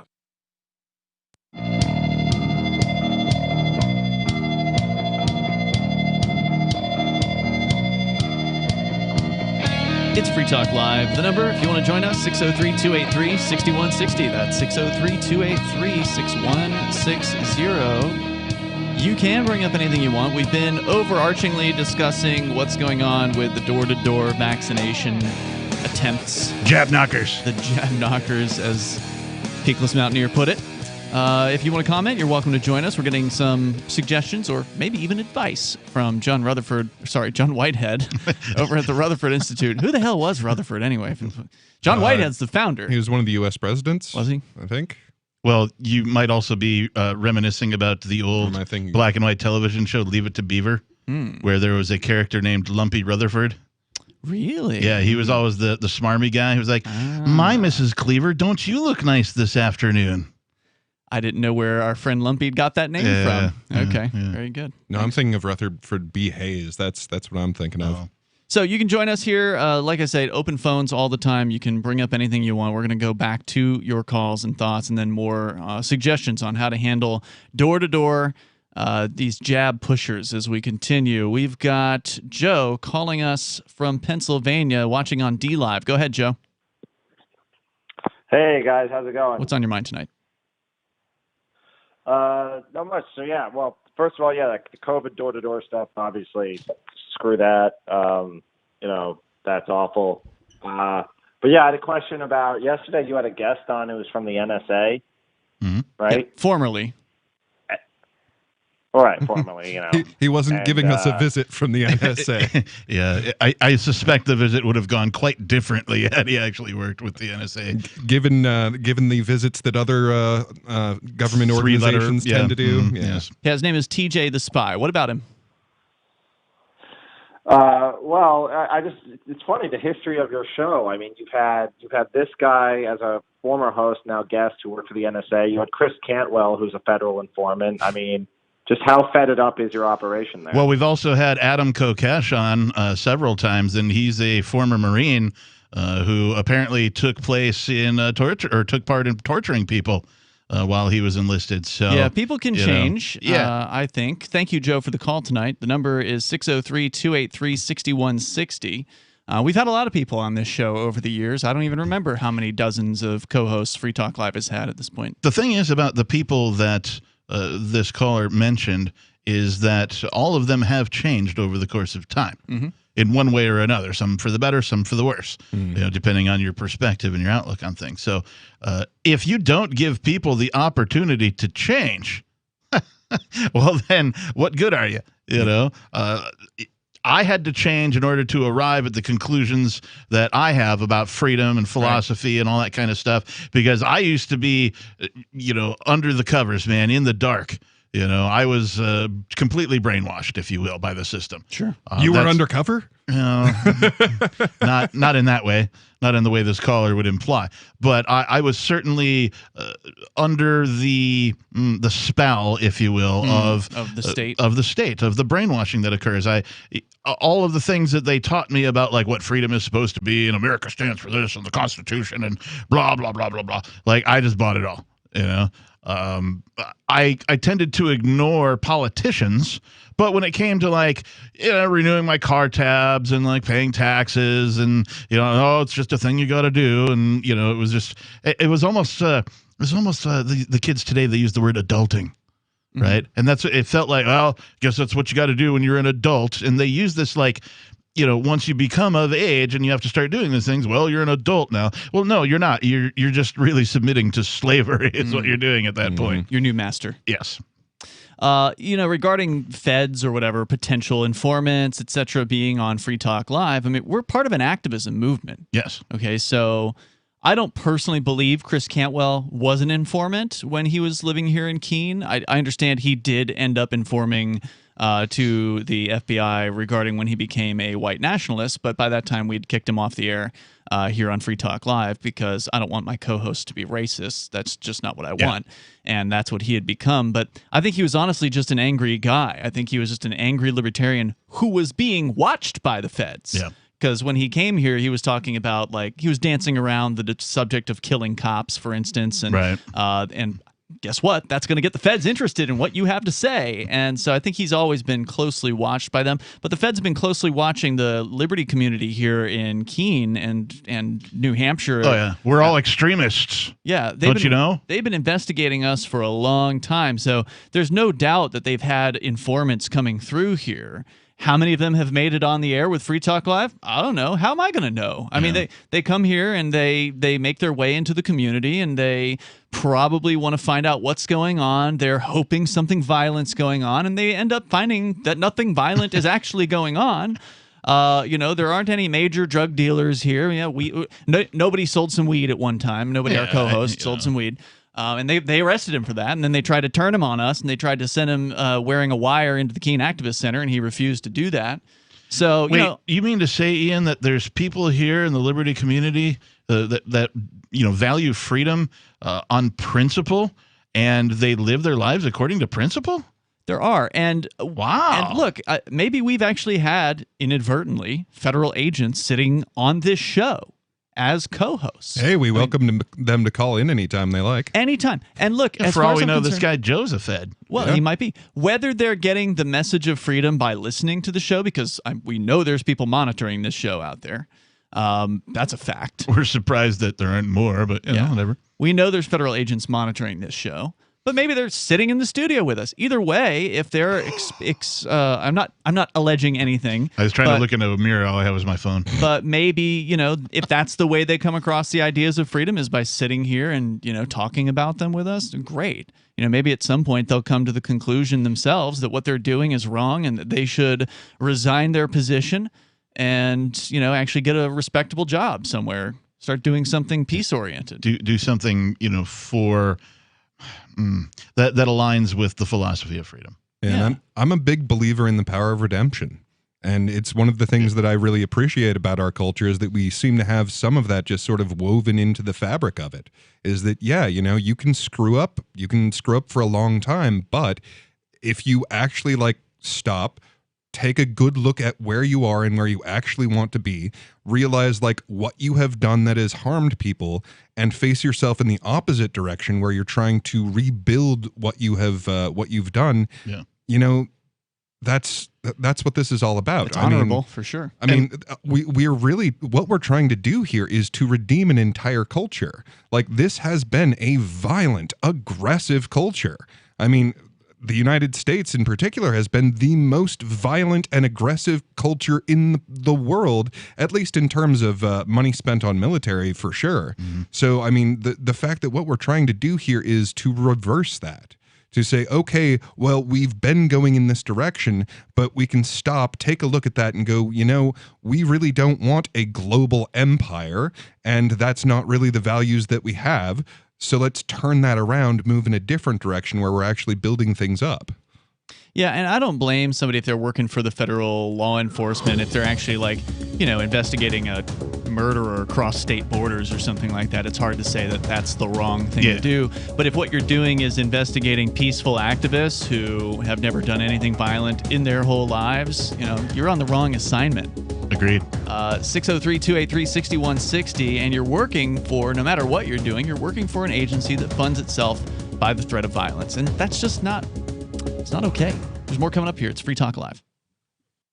The Free State Project has reached its goal of 20,000 liberty lovers who've pledged to move to New Hampshire and get active to achieve liberty in our lifetime. Perhaps you're trying to figure out what part of New Hampshire should be your destination.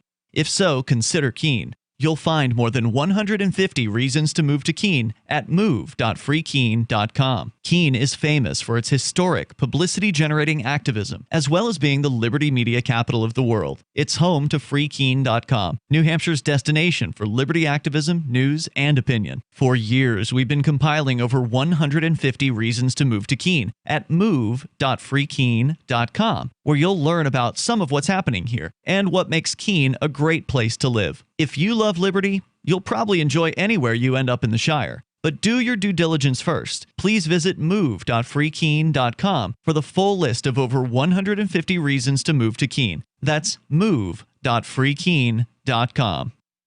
From Feature Story News in Washington, I'm Simon Marks with the Week in Review.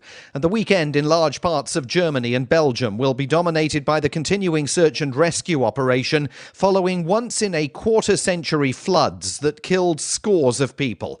German Chancellor Angela Merkel says the tragedy proves the need to accentuate the global battle against climate change. 15,000 police and troops are now deployed in Germany. FSN's Trent Murray reported from one of the worst-hit towns. I'm speaking to you from the village of Ahrweiler. One woman I spoke to said that she had little choice but to go to the roof of her house to try and wait out the rising floodwaters.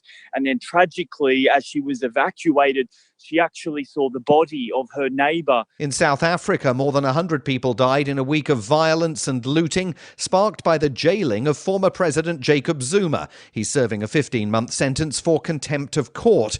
But the rioters were also expressing frustration over the government's response to COVID-19, and many were simply out to steal whatever they could get their hands on.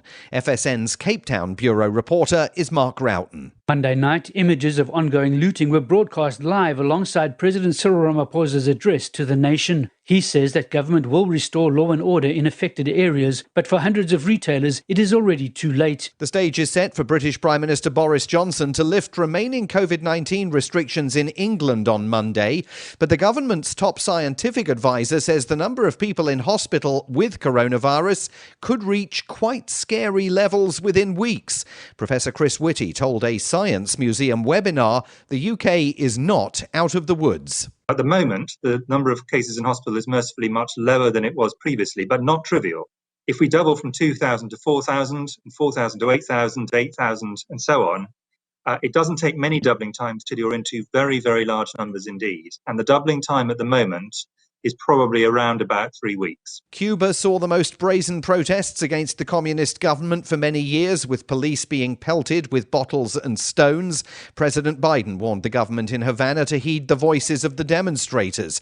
He also this week refused to send troops to Haiti, despite a request from the government there in the aftermath of the assassination of President Jovenel Moïse.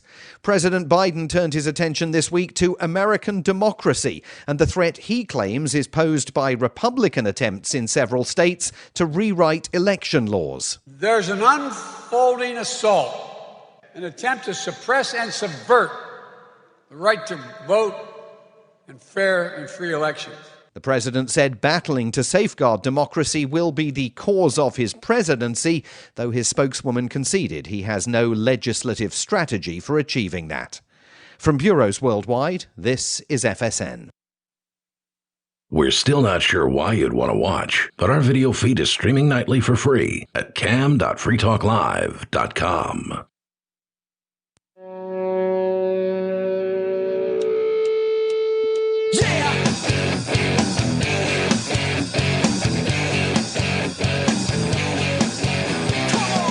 Yep. You can join us here on the radio. The number is 603-283-6160. This is Free Talk Live. And you can join us online anytime you want over at freetalklive.com. Have you missed a moment of the show? It's no biggie. You can just go and download it. Get whatever archives you want there at freetalklive.com. And now on Odyssey, we are not only streaming live, but we've had archives up on Odyssey for a long time. We're paying even more attention to it now because it's even more relevant now than it's ever been with the big tech crackdowns going on out there. So visit our video site over at video.freetalklive.com. That URL will take you right over to our page on Odyssey where you can watch us live or you can watch us later on. In the studio tonight, it's Ian. Beakless Mountaineer. And the captain. And for a long time, people in the liberty movement, people who are individuals that reject the initiation of force and agree to abide by the ethics of the non-aggression principle, they've wanted something like liberty.menu. It's a directory, basically, for freedom lovers, people who want to advertise their business and find out what other businesses there are out there run by people that care about liberty, or maybe digital content that you're the creator of, or perhaps you're an event coordinator and you want to promote your event. This is a website that allows you to do that and do it for free. Over at liberty.menu, you can use code FTL, get a special listener badge there. We can't give you a discount because it's free to use liberty.menu to put the things up there that you're involved with so other people find out about them. That's liberty.menu. We're going to go to the phones, to your calls and thoughts. First up, he's Sam on the line in Dover, Delaware. Listening to WDOV. Go ahead, Sam. Yes, there's a lot I want to talk about, but I wanted to cover about ADT, Vivian, Sonoma, Guardian. I don't think people realize after you sign on to those agencies that monitor, it's the feds and the local law enforcement. They monitor people's homes and businesses, through the surveillance cameras, and they're not telling the whole truth about how they are monitoring, because they're using drones and satellite to monitor the community. But not only that, they communicate with homeowners, and when they communicate with homeowners, they're basically getting homeowners involved. I'm just going to say, for example, with me, my company's Handyman Sam Mace Construction, and they had put my son's felony guns and drug charges because I turned some of those guys' names in, but they sold my company, my criminal record and everything to all these other agencies. And when I'm working on a customer's house, you got law enforcement calling through ADT customers that I'm working on, telling them criminal lies, telling them set out TVs, pocketbooks, and things like that.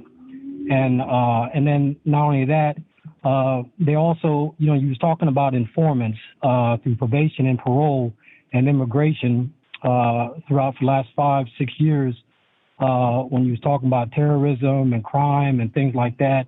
You got the military, you got the FBI, all of them grouped together, and I heard some of the things that Glenn Beck and all of them was talking years ago.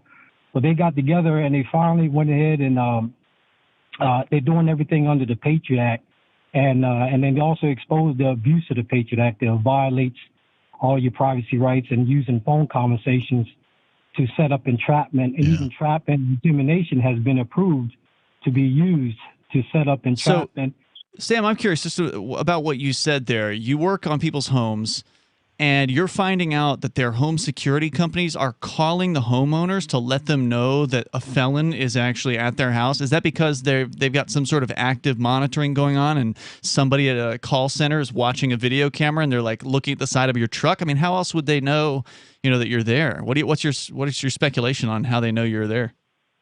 Well, the thing is, they're using the feds are using my phone conversation. The state police, all of them are monitoring phone calls, conversation. All that was approved 2012 and 13 that they were going to do that. Mm-hmm. And so they know who that I deal with, and they're doing everything under the Patriot Act. And that's why I said I called before and said that they put a gag order on ACLU because they put a false gun charge on my ex in 2010-11. And I was putting everything together for a lawsuit, and then I got over like 50-something tickets, and they were using drones, and you can see it on my Facebook. Hang on just a minute, Sam.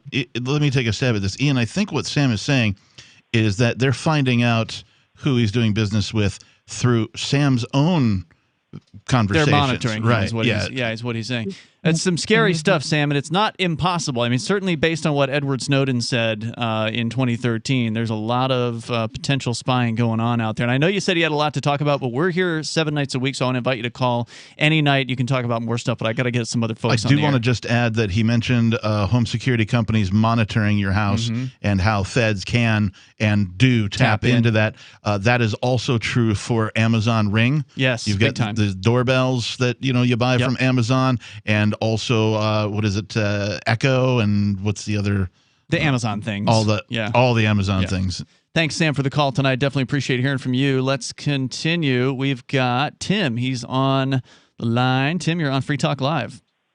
Hey, guys. How's it going? Tim, what's on your mind? Yeah, just calling about the cryptocurrency thing and how that it's after you put your information in on your income tax form, that's the first question they want to know, whether you've been messing around with it or not. Yeah, isn't that interesting? I mean, the government goes from completely ignoring cryptocurrency to now it's the first question on income tax forms. If they don't consider this thing to be a threat, I mean, that's pretty clear evidence that they are, right? Most definitely. And, the debasement of the currency is the first thing that happens in the end of a society. Mm-hmm. You know what the last thing that happens, don't you? No, tell me. Invasion. Now, who do you think is going to be invading? We're not being invaded right now? I mean, to me, the biggest threat is the federal government and state police and local cops. I mean, those people have already invaded. And you're talking about like locusts, or they invade our homes on a regular basis and invade our privacy and our freedoms. What were you thinking, Tim? Well, I'm just thinking the southern border for starters, probably even the northern border. I've never had anybody from Mexico or Canada actually be a threat to me. That's not to say that there aren't gangsters that are crossing the border, because obviously there is a war on drugs, and so the gangs are encouraged to come across the border and sling drugs because they're prohibited. So if we actually had the end of the war on drugs, then I don't think we'd have any dangerous characters coming across the border. You just have people looking for a better life, don't you think? Yeah, but we have an orderly system to make that all happen. Well, that system's garbage. You got people at the front of the line there who've been waiting for years, and they're well, screw that system. The system sucks. It's run by the federal government, and it's unfair, and it's the antithesis of freedom to say that you would have to ask permission to come to a free place. Well, we're not really free. I know, right? So why would you want to embrace more restrictions? Well, there has to be a limit on things, or else the lifeboat gets too full. Don't you think the market can set its own limitations, like by prices going up in certain areas? Like if all the houses are sold all of a sudden, like we're seeing here in New Hampshire, for instance, the prices go up, and that is on its own a limitation, isn't it? And there's also individual preference to consider, right? Now, some individuals prefer to live in crowded areas amongst many people. Other individuals prefer to live in remote areas where there's not very many people, and all sorts of in between. So individual preference plays a huge part in deciding whether or not a place is full. Yeah, but that said, though, Tim, I think you are right. The government definitely does want people to think of immigrants as the enemy, because if you're busy thinking about immigrants as the enemy, you're not thinking about the government as people as the enemy, as the actual threat to freedom.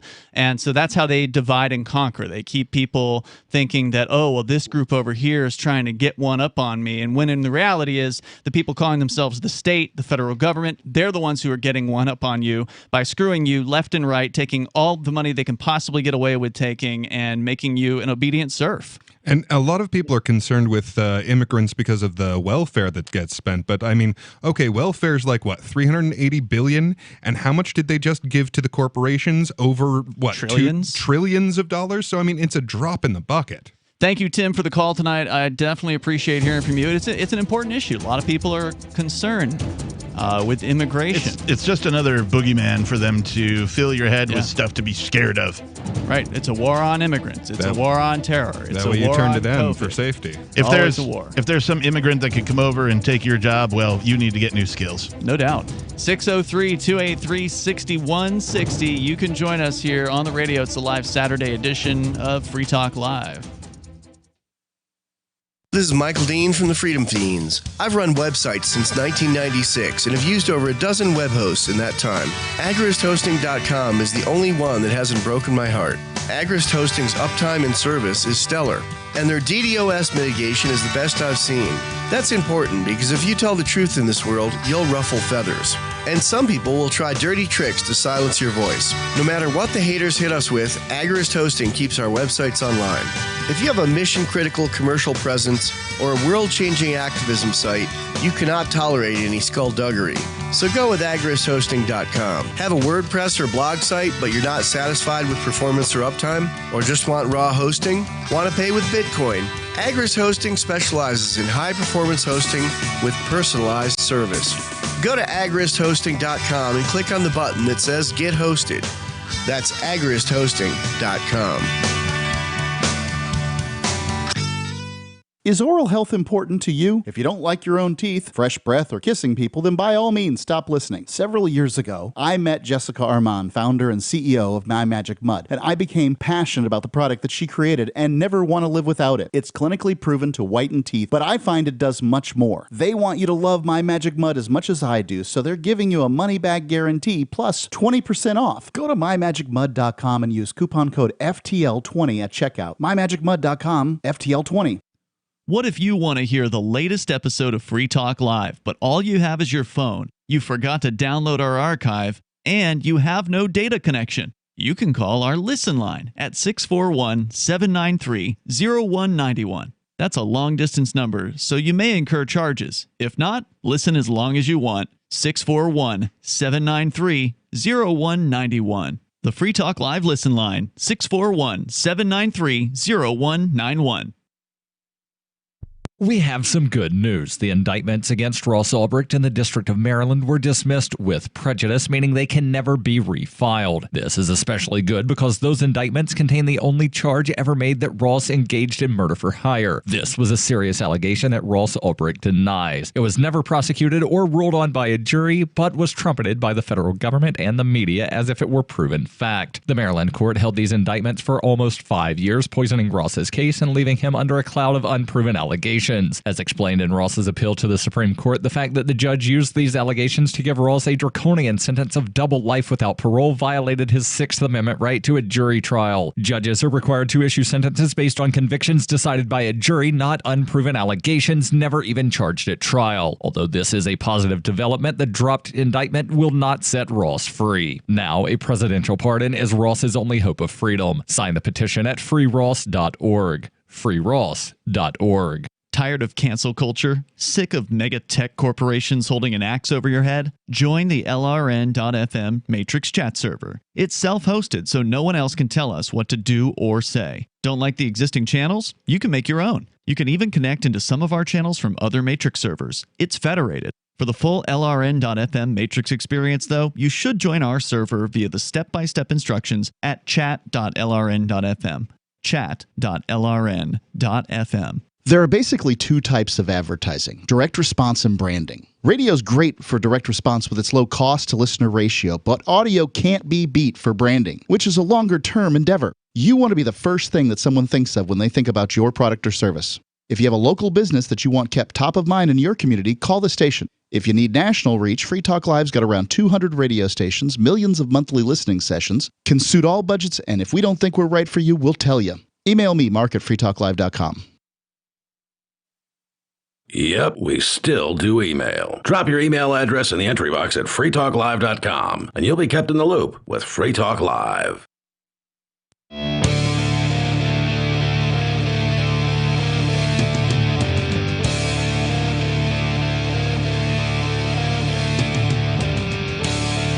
It's Free Talk Live. You can bring up whatever you want here. The number is 603-283-6160. That's 603-283-6160. In the studio tonight, it's Ian. Beakless Mountaineer. The Lord Dr. Reverend Captain Kickass is also here. Phones are busy, but we still have room for you if you want to jump on here. You don't have to talk about the door-to-door jabbers. Needle knockers. I love that one. We just came up with that during the break. Needle knockers. The needle knockers. And for now, they are just knocking, supposedly. But will it get worse? Will it become more coercive? I'm sure they'll needle their way in there. I hope not. But you have a point. Only time will tell. 603-283-6160. Let's continue with your calls and thoughts here. First up, he's Joseph, listening in Spokane to KXLY. Yeah, you have contact? Huh? Yeah, we hear you. Yeah, okay. Yeah, this is Joseph. I have over 1.2 billion views on my phone per day worldwide. My real name is Emmanuel. This door-to-door, what we're going to do, right now we have the right for privacy of our medical records, and they have no right to force a vaccine on us. Under constitutional law, we have the right. Oh, God, he's got his radio on in the background. Joseph, I told you to turn that thing down, man, and you still have it on. Hold on. All right, because it'll make you really confused when you hear yourself 7 seconds later as you're still trying to talk to us. So say that again. Okay, right now we have the right for privacy of our medical records, and to vaccine us under a forced vaccine door-to-door violates our privacy rights to medical records. Also, our First Amendment right to religion and freedom of speech still stands. And by them, we, the people that don't want the vaccine due to our First Amendment right to religion, under the mark of the beast, it's bioengineered, biomicrochip, pathogen, enzyme delivery system for the biomicrochip mark of the beast. And some people agree, but most people agree with me. They studied it, they investigated it, and they found out it is biomicrochips. And Biden wants to force it all on the free, rich, and poor, every man, woman, and child as fast as he can because the end time is here. God's getting Well, ready whether to you judge. believe that or not, I think you can have a religious objection to simply having your body violated. Yes. You know, That's right. It doesn't have to get into end times or anything like that. And honestly, it's none of their business what my religious objection is if I have one. So I do fully support your right to object to this on those grounds, and just because you own yourself. Thank you, Joseph, for the call. And mRNA vaccine, quote unquote vaccines, these mRNA injections have been described as sort of a biological software platform. They're rewriting your DNA, right? They are reprogramming the cellular membrane. So I mean, is that a biological microchip? I don't know. It certainly is something unprecedented in our time. Yeah, and I'd like to just take a phrase from elsewhere and apply it, well, consistently across, all things, and that is my body, my choice. Right? We hear this surrounding the abortion thing all the time, but if you apply that consistently, you get, it's up to each individual to make their own decision whether or not this is something they want. Oh, and surprise, the liberals aren't applying that consistently at all, right? Because they believe it when it comes to abortion, but not when it comes to the vaccine. Yes. Well, anymore, I don't even think that's why they believe in abortion. Because if you had that belief, then surely it would show up literally anywhere else. Because seriously, like people who are on the left, I don't know a single area of life in which they consider it to be your body, your choice. Let's continue with your calls and thoughts. Michael's on the line in Connecticut, watching us on our Odyssey feed, which you can see at video.freetalklive.com. Go ahead, Michael. Good evening. I wanted to say for the record that my body is not the property of the state. Nice. And that I have every right to refuse this injection. Hear, hear. I have an interesting conundrum. I live in an apartment, and I working about 70 hours a week with both my jobs. Mm-hmm. If for some reason they come knocking on my door and I'm working, are they going to assume I'm in there and just bust in? Good question. Or that's a very good question. And even Not with yet. with both my jobs, I know a number of people who took the injection reluctantly, and they're horrified at these vaccine passports and these whatevers that are going around. Are they talking about that at all in Connecticut? I know that New York has a vaccine passport, so-called health pass or whatever that they're trying to roll out. Is there any talk about that? I haven't heard anything. Yeah, sorry, I haven't heard anything yet. Okay. Although we have one of the highest, I call injection, percentage rates in the country right now. Really? And I don't know. I mean, that's one more reason I'm interested in getting out and take a renewed interest in New Hampshire. Yeah, we're right next door, bro. Just Yep, about. So, it's funny. One of my jobs, I do housekeeping with the elderly, and most of the employees there took the injection. It's not mandatory, so I'm kind of in the minority on that. But it's just, I always bring up, I always have my opinion, and I just bring up alternative therapies, and unfortunately, everybody over there, they have all the mainstream news, Total indoctrination constantly. Total indoctrination. It has an effect on people. There's no doubt about it. If you get the chance, come on up to New Hampshire. People come up at all times. It doesn't have to be during the Porcupine Freedom Festival. There's always something going on. There's a calendar of events. I think the Free State Project links to one for the entire state. So there's always something happening where you can come up and meet people and connect with folks. Michael, thanks for the call tonight. I appreciate it. The number here is 603-283-6160. Hey, look, what he was talking about is a real thing. Yeah. There really are people who have differing beliefs about like religion and things like that, but they come together on a similar belief, which is leave me aloneism, right? Mm-hmm. The idea of we should be free to live our lives the way we want to. We're not hurting anybody else, so leave us alone. This sort of libertarian ethos of non-aggression, and that's what brings us all together. People have come from, in your case, Peakless, you moved up from Colorado. Mm-hmm. You came from Washington State, I did. Captain. I came up from Florida. People have come around from as far away as Russia to join this movement here because they realized, and this has been going on since like 2003. We had some European folk, British accents, that type of thing at Forkfest. Oh, great. Yeah. Oh, yeah. I mean, it's harder for those folks to make it here, but Some of them are doing their best to get here through all the stupid immigration BS that they have to go through, because it's only going to get worse. Right, because it is getting worse, and it's getting worse at a seemingly faster clip all over the place. So if we can bring people together who have a similar mindset, who actually want to achieve some freedom in our lifetime, then maybe we've got a chance. And about the ability to come over from Europe and the vaccine passports. So I had definitely heard that they're instituting them in France. Oh yeah, all of Europe is instituting the health all pass. of Europe is okay. 27 countries will have it rolled out by mid-August, and I think 21 of them were already done as of the first of this month. Yeah, because I always figured that they're going to roll this out in the EU long before they do it in the US, because it's just a different kind of personality. Well, they just, in France,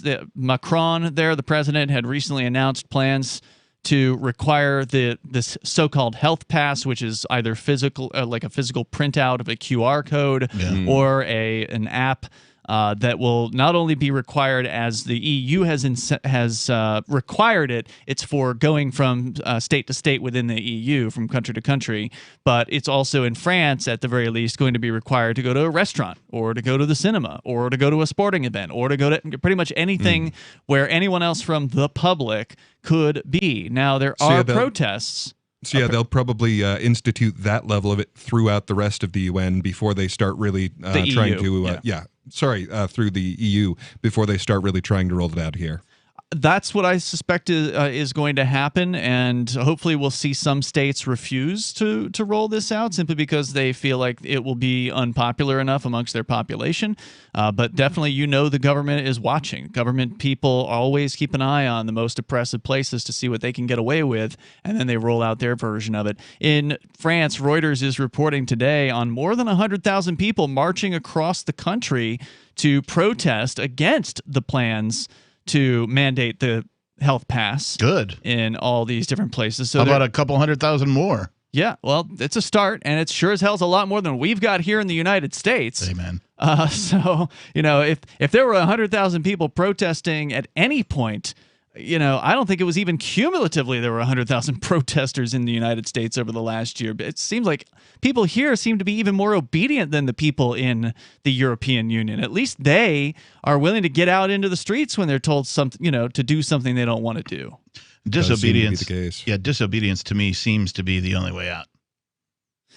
Yeah, non-cooperation. Yeah, refusing to obey. In large numbers. Yes. Yeah. And it helps if you've got those numbers together. Yes. Because if you're spread out, they're just going to cut you down. So that's why I say check out New Hampshire. Go to move.shiresociety.com. You can learn more about, getting here. And honestly, you should get here sooner rather than later, because before you know it, they might make it so you can't leave. And if you can't get here, then get a community together that believes what you do where you are. Easier said than done. Yeah. There's the Freedom Cells, which kind of helps with that. Yep. Check them out at freedomcells.org. There's more coming up. Hour 3's on the way. Do you feel like your nation, state, or community no longer holds your values?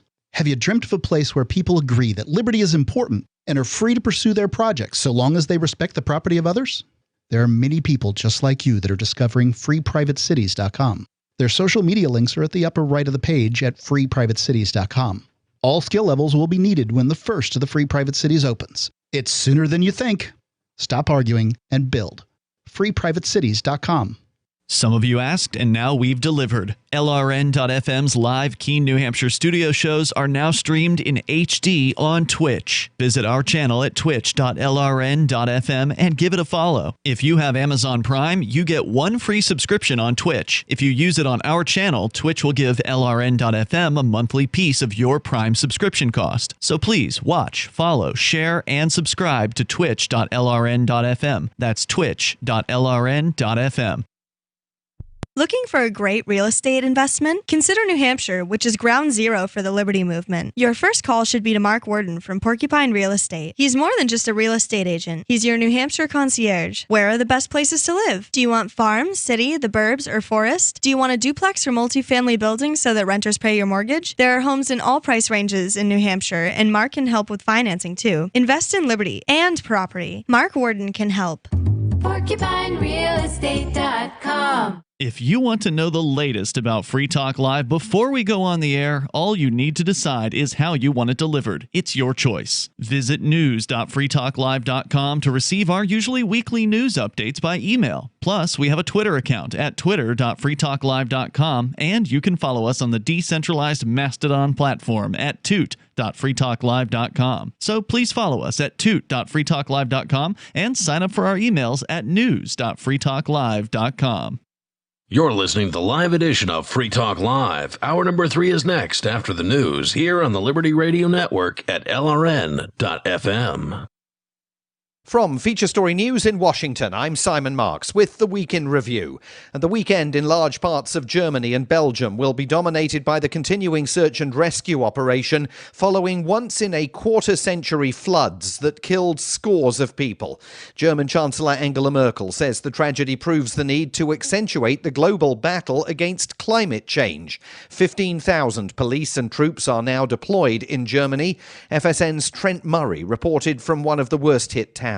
I'm speaking to you from the village of Arweiler. One woman I spoke to said that she had little choice but to go to the roof of her house to try and wait out the rising floodwaters. And then tragically, as she was evacuated, she actually saw the body of her neighbour. In South Africa, more than 100 people died in a week of violence and looting, sparked by the jailing of former President Jacob Zuma. He's serving a 15-month sentence for contempt of court. But the rioters were also expressing frustration over the government's response to COVID-19, and many were simply out to steal whatever they could get their hands on. FSN's Cape Town bureau reporter is Mark Roughton. Monday night, images of ongoing looting were broadcast live alongside President Cyril Ramaphosa's address to the nation. He says that government will restore law and order in affected areas, but for hundreds of retailers, it is already too late. The stage is set for British Prime Minister Boris Johnson to lift remaining COVID-19 restrictions in England on Monday, but the government's top scientific advisor says the number of people in hospital with coronavirus could reach quite scary levels within weeks. Professor Chris Whitty told a Science Museum webinar the UK is not out of the woods. At the moment, the number of cases in hospital is mercifully much lower than it was previously, but not trivial. If we double from 2,000 to 4,000, and 4,000 to 8,000, 8,000, and so on, it doesn't take many doubling times till you're into very, very large numbers indeed. And the doubling time at the moment is probably around about 3 weeks. Cuba saw the most brazen protests against the communist government for many years, with police being pelted with bottles and stones. President Biden warned the government in Havana to heed the voices of the demonstrators. He also this week refused to send troops to Haiti, despite a request from the government there in the aftermath of the assassination of President Jovenel Moïse. President Biden turned his attention this week to American democracy and the threat he claims is posed by Republican attempts in several states to rewrite election laws. There's an unfolding assault, an attempt to suppress and subvert the right to vote in fair and free elections. The president said battling to safeguard democracy will be the cause of his presidency, though his spokeswoman conceded he has no legislative strategy for achieving that. From bureaus worldwide, this is FSN. Investors on Wall Street will focus on corporate earnings in the week ahead on Wall Street, but inflation jitters are likely still to linger. From FSN's business desk in New York, Will Denzelo reports. Last week, some of the major US banks released quarterly numbers as earnings season gets into full swing. It's slated to be a lighter week this week for economic data, and earnings are set to be a major focus for Wall Street analysts. Investors are expecting strong figures across the board this season, with companies benefiting from pent-up consumer demand as COVID-19 restrictions ease. This week, Netflix, Johnson & Johnson, Coca-Cola and Intel are among some of the big firms set to report. William Denzelo, New York. A growing number of Californians will start the week wearing face masks again indoors amid a sharp rise in COVID-19 cases caused by the Delta variant. Los Angeles is mandating the wearing of face masks just a month after lifting almost all restrictions. From FSN's bureau in San Francisco, Ara Spitzer reports. The new mask order will go into effect over the weekend and reflects officials' growing alarm at the recent rapid spread of the highly transmissible Delta coronavirus variant. Almost 70% of people over 16 in the U.S.'s most populous county are vaccinated, but there are still pockets of unvaccinated residents who remain at high risk. The county's COVID-19 hospitalizations have also ticked up, although they're still at around 5% compared to the levels in January. In the coming week, we'll keep a close eye on the COVID-19 situation in England as restrictions are lifted. We'll see if the US ends its travel ban on visitors from the EU. And we'll cover the opening ceremony of the Tokyo Olympics on Friday. Those stories here and on Twitter at Feature Story. And that's the Week in Review from Feature Story News. Simon Marks reporting. An innovative new smartphone app funded by the GOP is set to streamline voter discrimination in key swing states. With more on this fascinating story, we go to Jason Copeland. Well, thanks, Andrea. You know, a new election means a new set of racist voting laws in battleground states, causing long delays and chaos at the polls. But does it have to be so cumbersome? This year, the exciting new Vote Right app aims to help minorities avoid the hassle by stripping away their vote right in the palm of their hands. The Vote Right app is incredibly user-friendly. When you register, you first enter a set of personal information and take a photo of your skin. Vote Right immediately makes rash generalizations about you, and these are just some of Vote Right's intuitive new features. Real-time updates on the bullshit red tape preventing you from registering, and even a video of a condescending white woman who will scream at you from the phone rather than in person at the polling station. This isn't a food stamp line, sir. You need ID. This is the Onion News Network.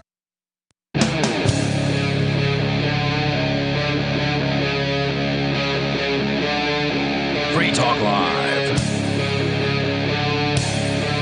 This is Free Talk Live, kicking off the third hour here on this live Saturday episode of the program. The phones are open for you if you want to join us. Our number is 603-283-6160. We started the show talking about door-to-door vaccines.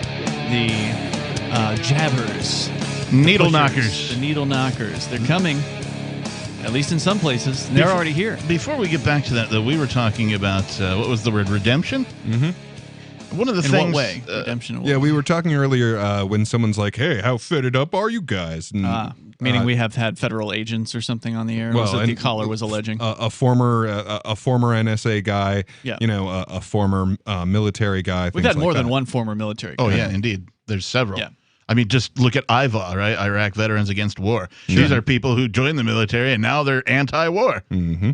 Thank goodness for them, too. Yeah, absolutely. They're great. It's a great thing to see people change and redeem themselves is kind of what we were talking about and how that occurs. And one of the things that is very, I don't know what the right word is. I don't want to say frightening, but maybe that's the best term I could come up with at the moment, is all of the tracking that the government does of all of your data and your conversations and your voicemails and your emails and all these giant databases where they store all this information. What it does is it gives the people who can access and use that information against you a leg up against human redemption. So let's say you're a person of questionable character, and then something happens, something changes in your life, and now all of a sudden you become a good person, a person of principle and moral and all that kind of stuff. You've redeemed yourself, so to speak. Well, where does that happen within this data collection? It doesn't.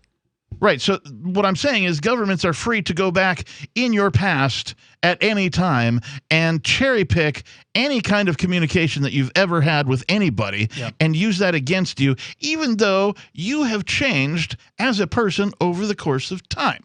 And I've definitely seen that sort of thing happen in a Where is different... the allowance for human redemption in this scenario? Right.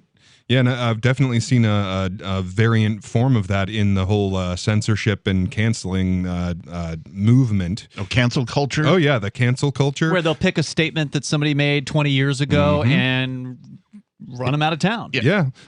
Things that and it's even rougher because problematic language changes over time. But if they pick out, a tweet or a blog from 10, 15 years ago, you might have used what wasn't a problematic term, but now it is. So now they've got this thing Eskimo. Right. Yeah. Right. So, and there's no chance of turning over a new leaf when you're actually wrong, and it's another way of just keeping human progress, and I mean like human emotional progress and psychological progress, from A, happening, and B, being rewarded. Well, and there's two types of cultural language there too, right? One is cultural and one is generational, right? Every generation has their own version of the word cool. Something like that, right? I'm dating myself by using that particular terminology. I don't know how many people use the word cool anymore. Is that cool? It's cool. I still use cool. I do too, but like there are words that are like generation specific. Like I don't use the same language that my grandparents used in the Depression era to describe the nature of things, or when I'm trying to emote in conversation, that kind of thing. That's the bee's knees. Exactly. And so there's the generational language, but then there's also cultural language, right? So if you're in even a different state than we're in right now, and I mean, the state of United mind States, or physical. Okay. There are different cultures within the United States, not to mention the globe. Yeah. And all of these people have different language, and it changes over time as well, depending on the culture or the tribes that they, move within. So all of that plays right into, or, I don't know the term that I'm looking for here. It just, I don't see any room for human redemption in collecting all of this data and giving it to an institution of evil. No doubt. And plus, you combine that with the idea that people are getting less tolerant, it seems, over time. That, they're getting more picky about what people say. Like, if you said something 15 years ago, I haven't known you for that long, but let's just say you said something 15 years ago that I didn't like. And then you've since changed your tune. You learned something new, or something happened, or some new information came your way, and you're like, I no longer believe that, and now I believe this. Well, that's not gonna matter to an institution that wants to pigeonhole you. Or anybody. Or anybody. You're right. Much like, what if your family could never forgive you for something that you may or may not have done? You know what I mean? Like, I don't know, families, sort of get disembroiled all the time, and it really is, the family comes together and they're like, well, your family, we forgive you, kind of a thing, right? What if that never occurred because of data collection? You said something at some point, and we don't want to listen to what you have to say now. Right. About it. And it kind of reminds me of how you just stack up laws and laws and laws and laws until everyone is breaking the law all of the time. The same sort of a thing happens with exactly. And the same thing happens in a social way instead of a legal way with this constant data collection, where they're just stacking up every conversation and every stupid, silly 2 a.m. thing that you said. Forgiveness and redemption don't seem to lend themselves to institutionalized. Definitely not. Activity. Yeah. Thank you. So again, the number here is 603-283-6160. Captain, you started the show out by sharing with us a story from the Rutherford Institute about how to handle these door-to-door jabbers, these pushers that are going to be coming around, and in some places have already started. Bunch of needle pushers. As he suggests, and he is a constitutional attorney, John Whitehead from Rutherford Institute, and he points out that you don't have an obligation to talk to these people, right? Indeed. He says knock and talk policing has become a thinly veiled warrantless exercise by which citizens are coerced and intimidated into talking, quote unquote, with heavily armed police who knock on their doors in the middle of the night. Almost always a bad plan. Unless you called them. Yeah. Knock and shoot policing might be more accurate, however.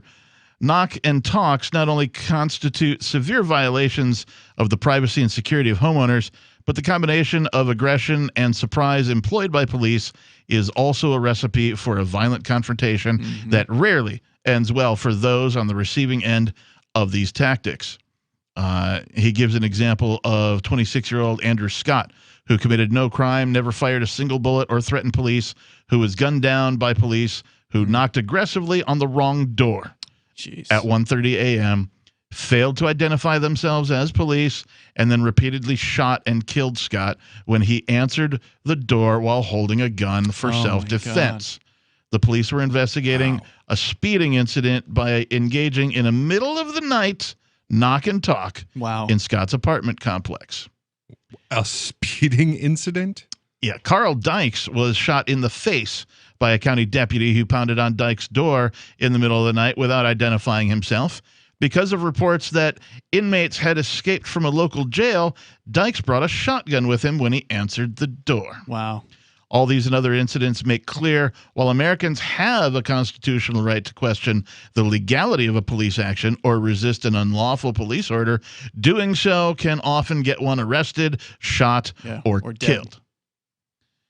So the idea of federal, I don't care who they are, volunteers, if they're, local priests or whatever, going door to door for any reason, right, is just obscene to me and seems to be a recipe for incidents.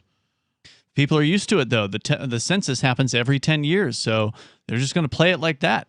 But there's incidents with that every year as well. So now you amp that up. Now you got the census. Now you got these needle knockers coming around. There's something is going to happen.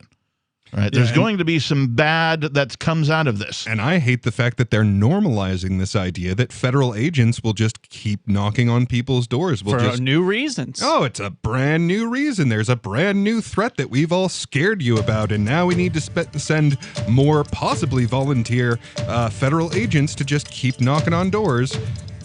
We will continue. Your thoughts are welcome if you want to weigh in here, especially if this is already happening where you live. If you want to share your experience, 603-283-6160. That's 603-283-6160. We got more advice from the Rutherford Institute on this as well coming up. And this is Free Talk Live, the live Saturday show. After a devastating war, the alien visitors were driven back, and their willing human collaborators were left behind to face the music. When Emma Jean Anderson's ex-lover brings her from prison, Nathan Foster and his 14-year-old nephew Ben are tasked with bringing the pair to justice. An easy enough job until they discover something is inside Emma Jean, and the fate of the planet hangs in the balance. The Family Business by Mike Coopery from BaneBooks.com. Are you tired of governments around the world killing innocent people? Stop using their money. There is an alternative. Bitcoin is a stateless, free market, non-political currency. Bitcoin is money that cannot be inflated or controlled by any state. By continuing to use their money, you're perpetuating the killing. Stop doing it. You have an incredible alternative available to you now. Learn it, use it, spread it. Get started with Bitcoin at Bitcoin.com. It's Bitcoin.com. Do you feel like your nation, state, or community no longer holds your values? Have you dreamt of a place where people agree that liberty is important and are free to pursue their projects so long as they respect the property of others? There are many people just like you that are discovering freeprivatecities.com. Their social media links are at the upper right of the page at freeprivatecities.com. All skill levels will be needed when the first of the Free Private Cities opens. It's sooner than you think. Stop arguing and build. freeprivatecities.com. The LRN.FM social media channels have been revamped. We've eliminated Facebook and focused on other platforms like Twitter and Mastodon, the decentralized alternative to Twitter. On our accounts, you'll find posts from multiple LRN.FM show hosts together in one place. Follow us on Twitter at twitter.lrn.fm, or better yet, move to the decentralized Mastodon social media platform at toot.lrn.fm, toot.lrn.fm. I think you'll like it. On March 16th this year, government task forces violently raided the New Hampshire Bitcoin Embassy, the Mighty Moose Mart, the homes of Aria DiMezzo, Andy and Renee Spinella, Colleen Fordham, a grandmother, and perhaps most relevant, the studios of Free Talk Live. The Crypto Six were arrested. 4 were released on bail conditions, but Ian Freeman was held hostage for 69 days. Rich Paul, also known as Nobody, remains captive. We've consulted attorneys who say no crime even appears to have been committed. But that didn't stop the Joint Thug Task Force from ripping out wires from our broadcast stacks, taking Free Talk Live off the air, resulting in a violation of our and your First Amendment rights. You can visit thecrypto6.com to help, but as importantly, contact other media and tell them about this outrage. This case is likely to set precedent for cryptocurrency use well into your future. Help our fight for liberty and financial freedom at thecrypto6.com.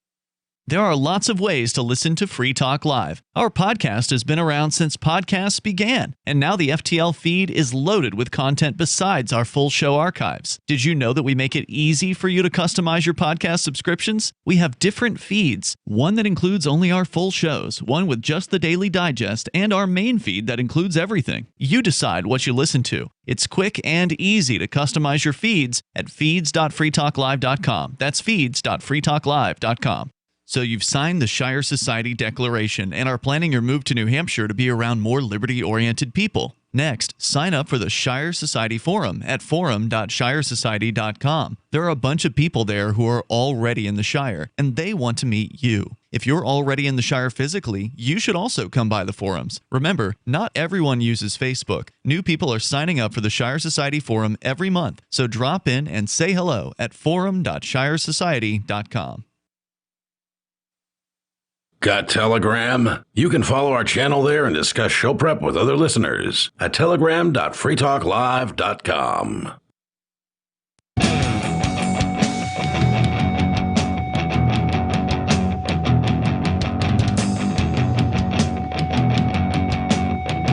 It's Free Talk Live. The number to join us, 603-283-6160.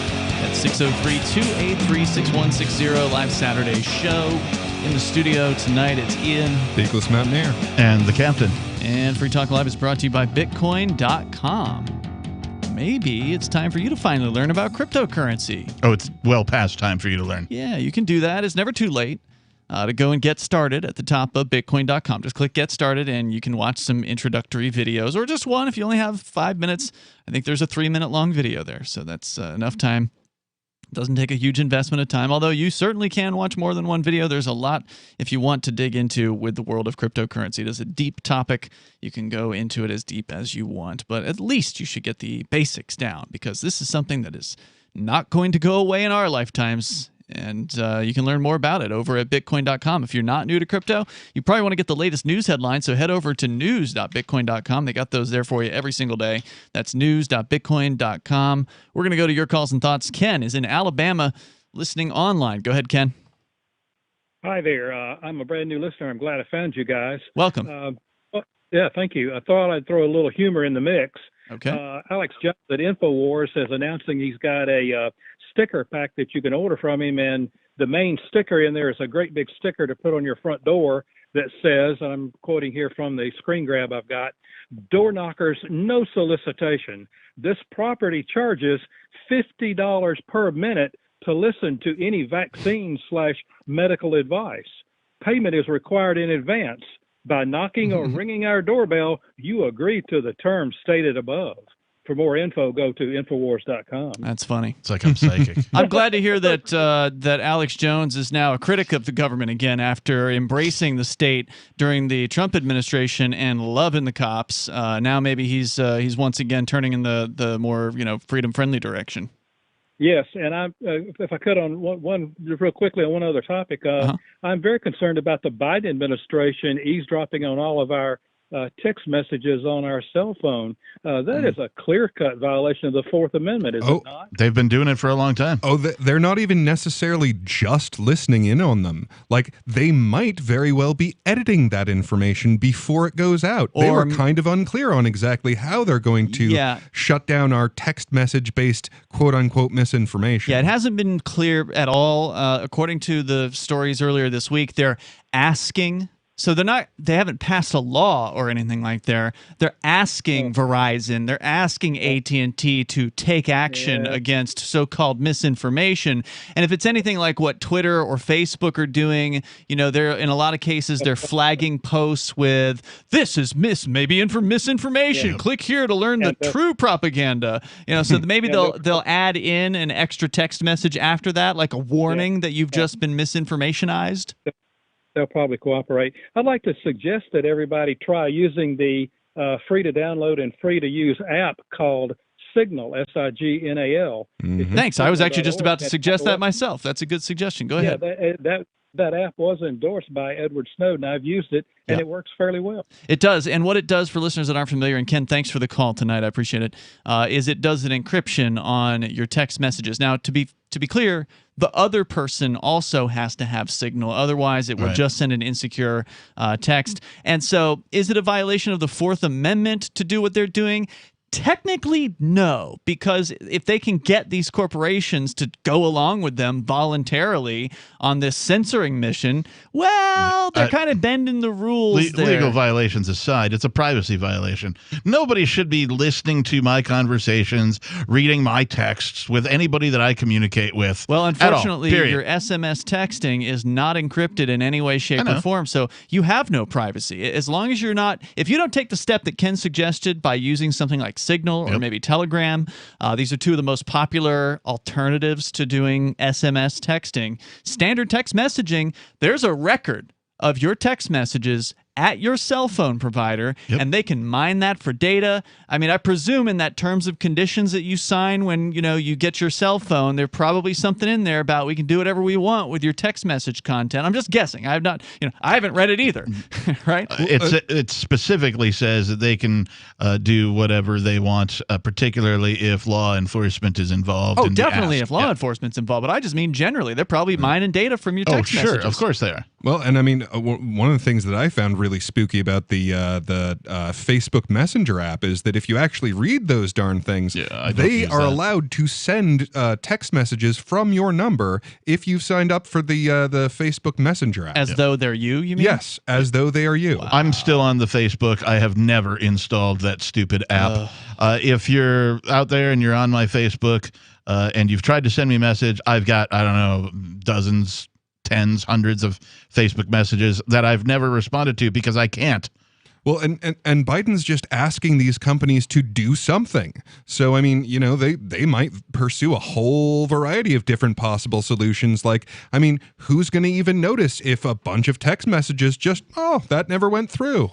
Like, what are you going to do? There's no one to appeal it to. The government hates Signal. They hate it. I remember the Chris Cantwell hearing, his bail hearing. Yeah. They brought it up at my hearing as well. Like, he uses Signal. It's encrypted. That's bad because you're a bad person. If you're using encrypted messaging, you must be a bad person. If you value privacy. Yeah.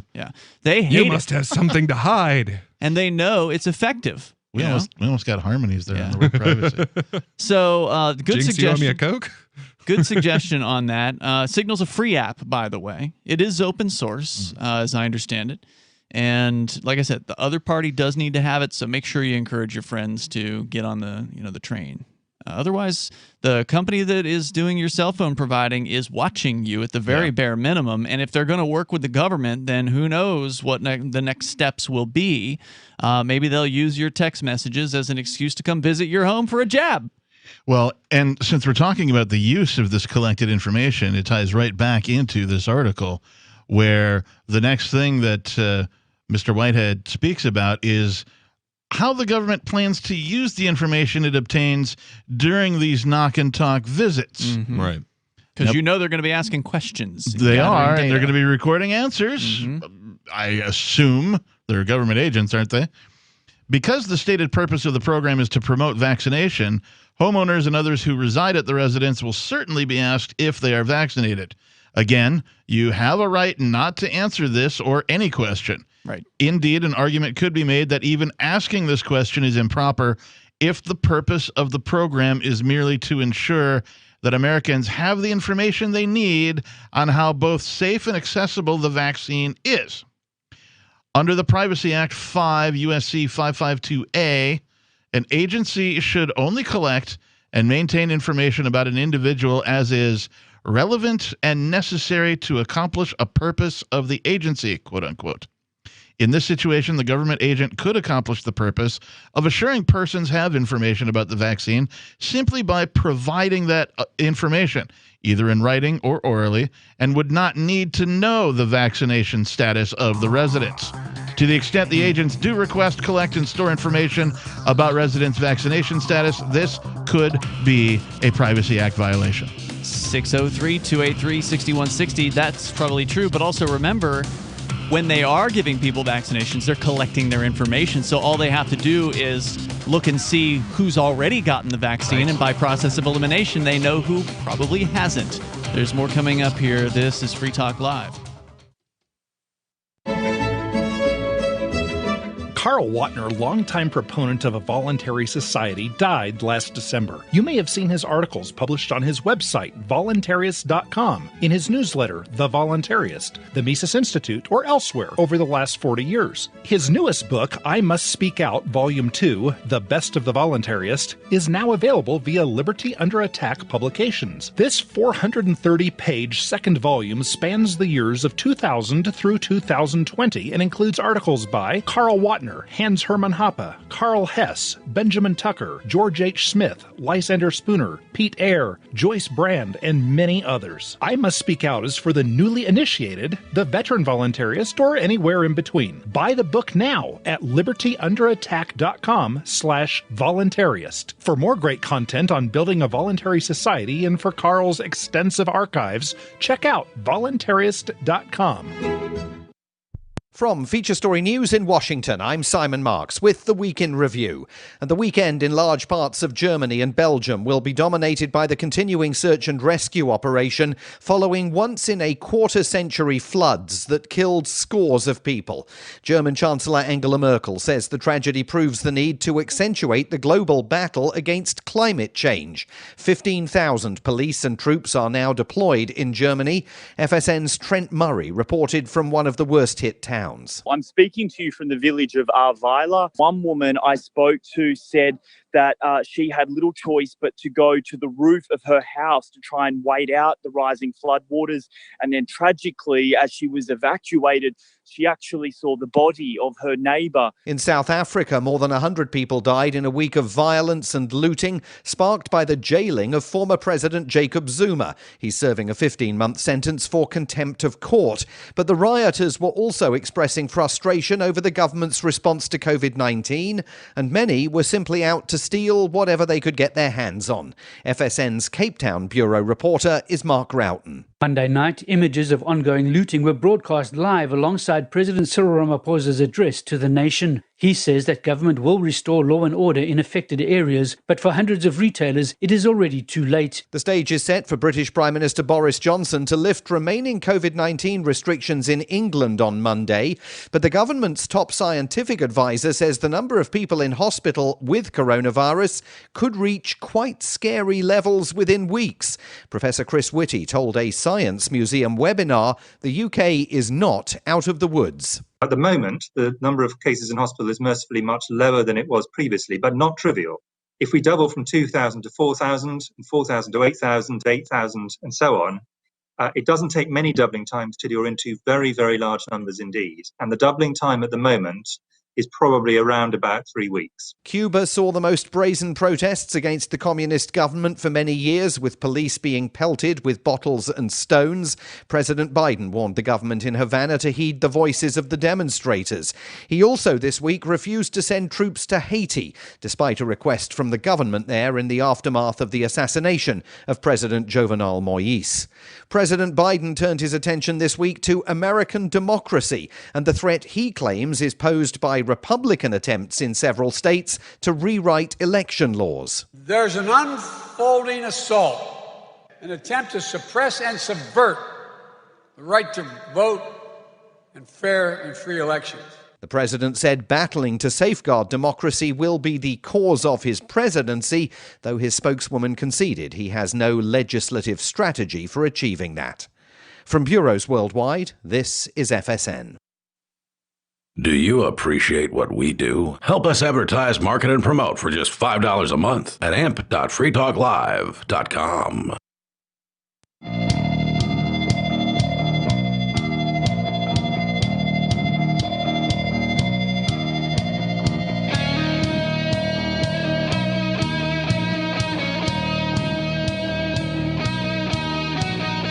It's Free Talk Live.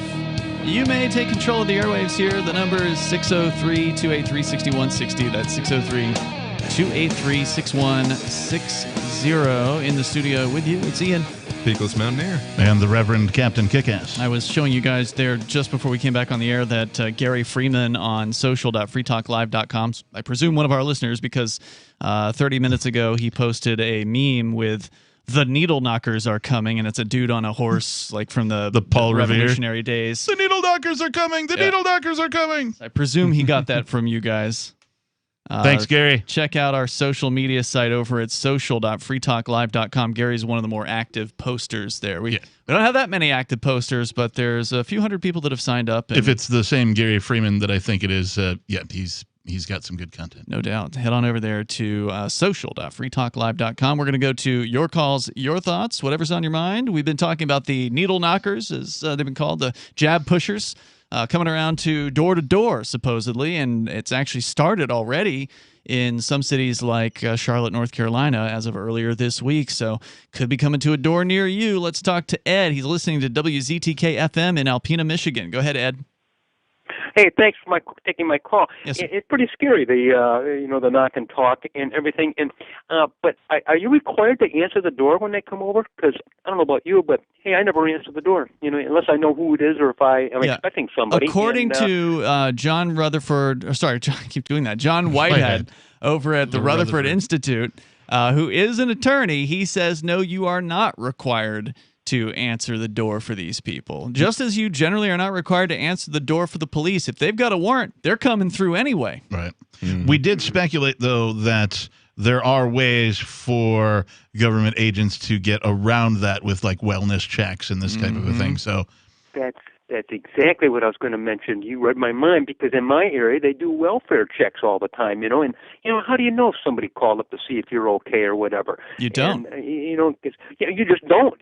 Guess what? They do because they want to see if you're okay. So they're doing a welfare check on you because some neighbor called and they're real concerned about you and everything, And so they use that as an excuse. But if you just don't answer the door at all, I mean, does that protect you some or not? I think it does, because people have a tendency to want to talk, because we're people. We live off of social interactions. Most people, unless you're it's an instinct to be social. Yeah, and so that's what they work on. They work on that instinct. They ask questions, and of course, people feel like they should answer. This is a person. He's a person just like me. I should answer his question. They seem nice enough, and the reality is they're building a profile on you. They're gathering information to use against you at some point. So if you're not tantalized to have that conversation in the first place by starting it, then you're not going to say anything to them, and so you're safer. The other thing that I would like to just mention to our listeners is that if you do answer the door for the police or any government agent, open the door, walk out, and close the door behind you. I say this because this isn't legal advice. I'm not an attorney. I say this because I have seen where a policeman will come to somebody's door, they will open it, they will have a conversation, and they will look inside beyond the person at something that's in there and go, oh, now I have probable cause. I see a bong. I can get a warrant, whatever it is. Right. Yeah, all that kind of a thing. So just be aware that if you're going to answer the door, my technique that I use is I open the door, I walk out and close the door behind me, have the conversation on the front porch or the doorstep. Modify that one, though, Captain. Go out with a video camera. Yes. Yeah, even better. I mean, everybody's got them these days. Smartphones have a video feature. Learn how to use it. Be prepared to load that thing up. This is if you want to talk to these people. I think your best suggestion is what you said, Ed, is to just keep the door closed, don't even answer it. But if you're going to talk to him, either talk to him through the door, but if you're going to open that door, take the captain's advice, step outside, close it behind you, and have a video camera running. And if you're going to talk to him from inside the door, have a video camera running. Get that on the record. And remember, he who asks the questions is winning. So if you're answering questions, you are losing that conversation. If you're asking questions like, how are you, what's your justification for being here? Have you done, read the Constitution? Whatever. Throw whatever questions you want at them about this if you're going to talk to them. Great advice. Thank you so much. I'm just going to keep not answering my door at all. That's the safest route. Relatively safe. Yeah, it really is. Thank you, Ed, for the call tonight, man. I appreciate hearing from you. The number is 603-283-6160, although we can't give legal advice. That's just based on our experience as activists. I've done it with the census people. I have actually opened the door with a video camera in my hand, and Let me tell you, they don't get that very often. Well, and if you leave that door open, you'd be surprised what a pile of laundry can look like to a cop. Yeah. Well, and I mean, there are sometimes, I'm going to say, pseudo-legitimate reasons. Like one time I had an officer show up at the door looking for a previous resident to the apartment that I lived in, was trying to deliver them some news about a family member who had passed away and was looking for them to notify them. And so, like, you know, but still, you don't want to make yourself a target, right? I did the same thing. I opened the door, I walked outside, I closed the door behind me. That does a couple of things. First of all, it puts them sort of, I don't want to say ill at ease, but it puts them in the position of knowing that you may know something about your rights just by your actions, right? Just by opening the door, walking out, and closing it behind you. This is a technique that I obviously plagiarized from somewhere else. Somebody else who does the same thing. And, you know, I took it as good advice, so that's why I do that. We're going to continue. Robert is on the line in South Carolina, listening to WTMA in Charleston. Go ahead, Robert. Yes, sir. I just wanted to find out if people have dual citizenship, if the dual citizenship would protect one in any way, shape, or form from such possible transgressions. I doubt it. My guess, and this is absolutely a guess, my guess is that basically dual citizenship, for the most part, makes you twice as vulnerable. Thanks for the call, Robert. Yeah, it's definitely not going to protect you from any kind of depredations by the federal government. Wherever it is you've placed your body, those people are going to believe they have jurisdiction over you, and they'll treat you as such. Assuming when he's talking about dual citizenship, he's talking about, well, one is citizen of the United States of America and the other is somewhere else. You know, I would think that just having the one citizenship in the United States of America puts you at all of the risk of whatever's going to happen in the United States of America, regardless of your secondary citizenship. By the way, there's some breaking information out of Sydney where they've had a heavy lockdown over the last couple of weeks. I've had it in my show prep, but just haven't gotten to talking about it. Well, now it's getting even worse.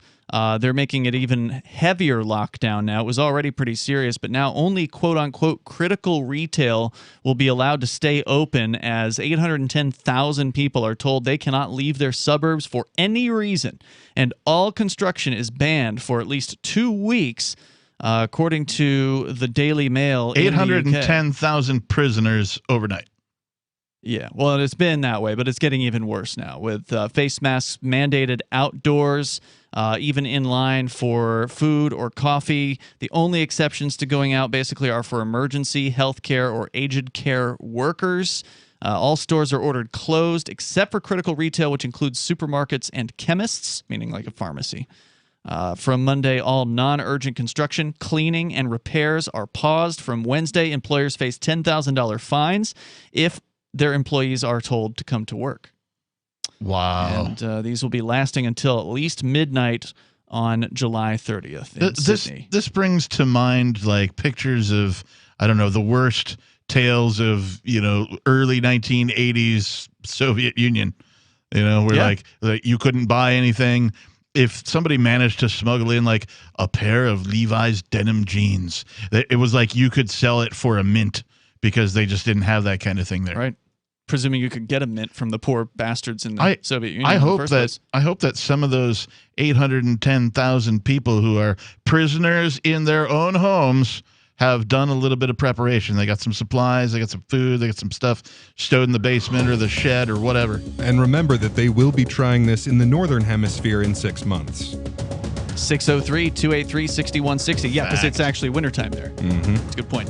603-283-6160. You can take control of the airwaves. And don't forget, they're already locking people back. Well, not locking down, but they're mandating masks indoors, even for vaccinated people in L.A. County and San Francisco right now. Again. In the middle of summer. It's Free Talk Live.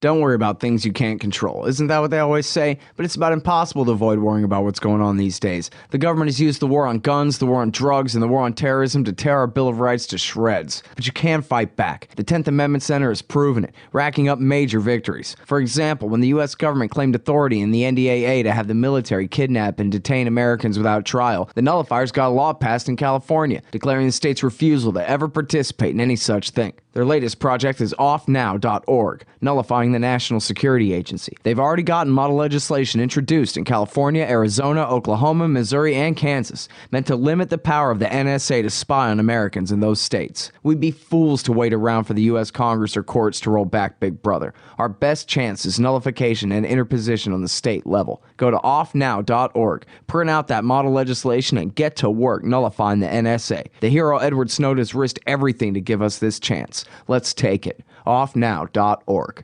The new 4th edition of Healing Our World, The Compassion of Libertarianism, will take your understanding of liberty to a deeper level and has over 1,300 updated references, new cartoons, and a foreword by Dr. Ron Paul. With discounts for multiple book purchases, the 4th edition of Healing Our World is a great gift for the liberals, pragmatists, environmentalists, and Christians in your life who think libertarianism is cold-hearted. Get yours today at healing.freetalklive.com and use promo code FTL for a $5 discount. What if you want to hear the latest episode of Free Talk Live, but all you have is your phone, you forgot to download our archive, and you have no data connection? You can call our Listen line at 641-793-0191. That's a long-distance number, so you may incur charges. If not, listen as long as you want. 641-793-0191. The Free Talk Live Listen line, 641-793-0191. Why did you move to the Shire? I moved here to the Shire because there's other people around who take liberty just as seriously as I do. I moved to the Shire because I saw videos of people challenging authority and thought that I could get support myself. It called to me, like, do this, right now. I wanted to be around people like me who got it, and once I got here, I knew there was nowhere else that I wanted to be. I've always wanted to change the world, so I moved to the Shire to join people who were actually working towards doing the same thing. The people here are awesome, loving, and positive. It was for the adventure and for the feeling of something important is happening here, and I just wanted to come to sort of be part of that. Visit ShireSociety.com to read and sign the Shire Society Declaration and learn the reasons why, if you love liberty, you should immigrate to the Shire. Plus, connect with others via the forum at ShireSociety.com. That's ShireSociety.com. Tired of cancel culture? Sick of mega tech corporations holding an axe over your head? Join the LRN.FM Matrix chat server. It's self-hosted, so no one else can tell us what to do or say. Don't like the existing channels? You can make your own. You can even connect into some of our channels from other Matrix servers. It's federated. For the full LRN.FM Matrix experience, though, you should join our server via the step-by-step instructions at chat.lrn.fm. Chat.lrn.fm. Are you a cryptocurrency advocate? The Crypto Tip is the ideal outreach tool to help new people discover cryptocurrency. It's a printable business card-sized tip that you can give to service providers, preferably in addition to a good cash tip. When the server scans the QR code, it'll bring up an explanation of cryptocurrency, how to install a wallet, and allow them to claim the tip. If they don't claim the crypto, you get your tip refunded to you after a time period you specify. Plus, if they do claim the tip, you get an email alert. Create as many tips as you want at cryptotip.org. That's cryptotip.org. Our Matrix server is about as free as internet chat can be. Join the existing rooms or create your own at chat.freetalklive.com.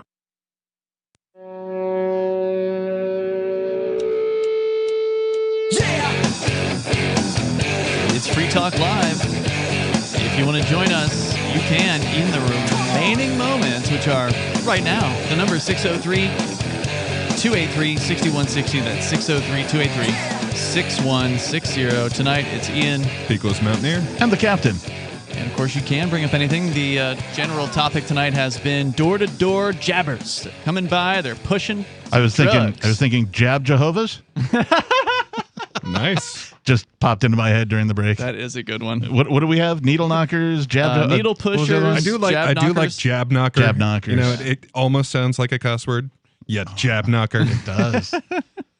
So you can bring up whatever you want. That's the point here. We're going to continue with your calls and thoughts. Don't forget, you can join us online anytime at freetalklive.com. And if you like what we're doing here, spreading the ideas of freedom on a regular basis, 7 nights a week on broadcast radio, on the internet, then you can join the AMP program like C&J Bartholomew, who are gold amplifiers over at amp.freetalklive.com. AMP stands for Advertise, Market, and Promote. It is a way for you to help us continue this radio program and continue to expand, getting on more radio stations around the country and bringing new listeners to the ideas of freedom. And you get some cool perks as well. So head over to amp.freetalklive.com to do that as we go to one of our listeners on what's called free-to-air satellite radio. Yes. We don't get a lot of callers from there, but honestly, we still get more callers from free-to-air satellite than probably more than, 80% of our radio stations.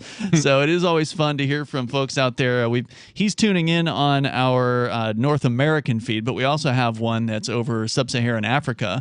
And it's thanks to our listeners for joining our satellite Patreon. You can go to freetalklive.com, if not .lrn.fm, and you can contribute there as little as $2 a month to help those satellite feeds stay on the air. I just actually this week cut a check to pay for the rest of the year for our African satellite feed. Nice. So we're all set there for another 6 months. He is Ukraine79, says he's calling from the United States. You're on Free Talk Live.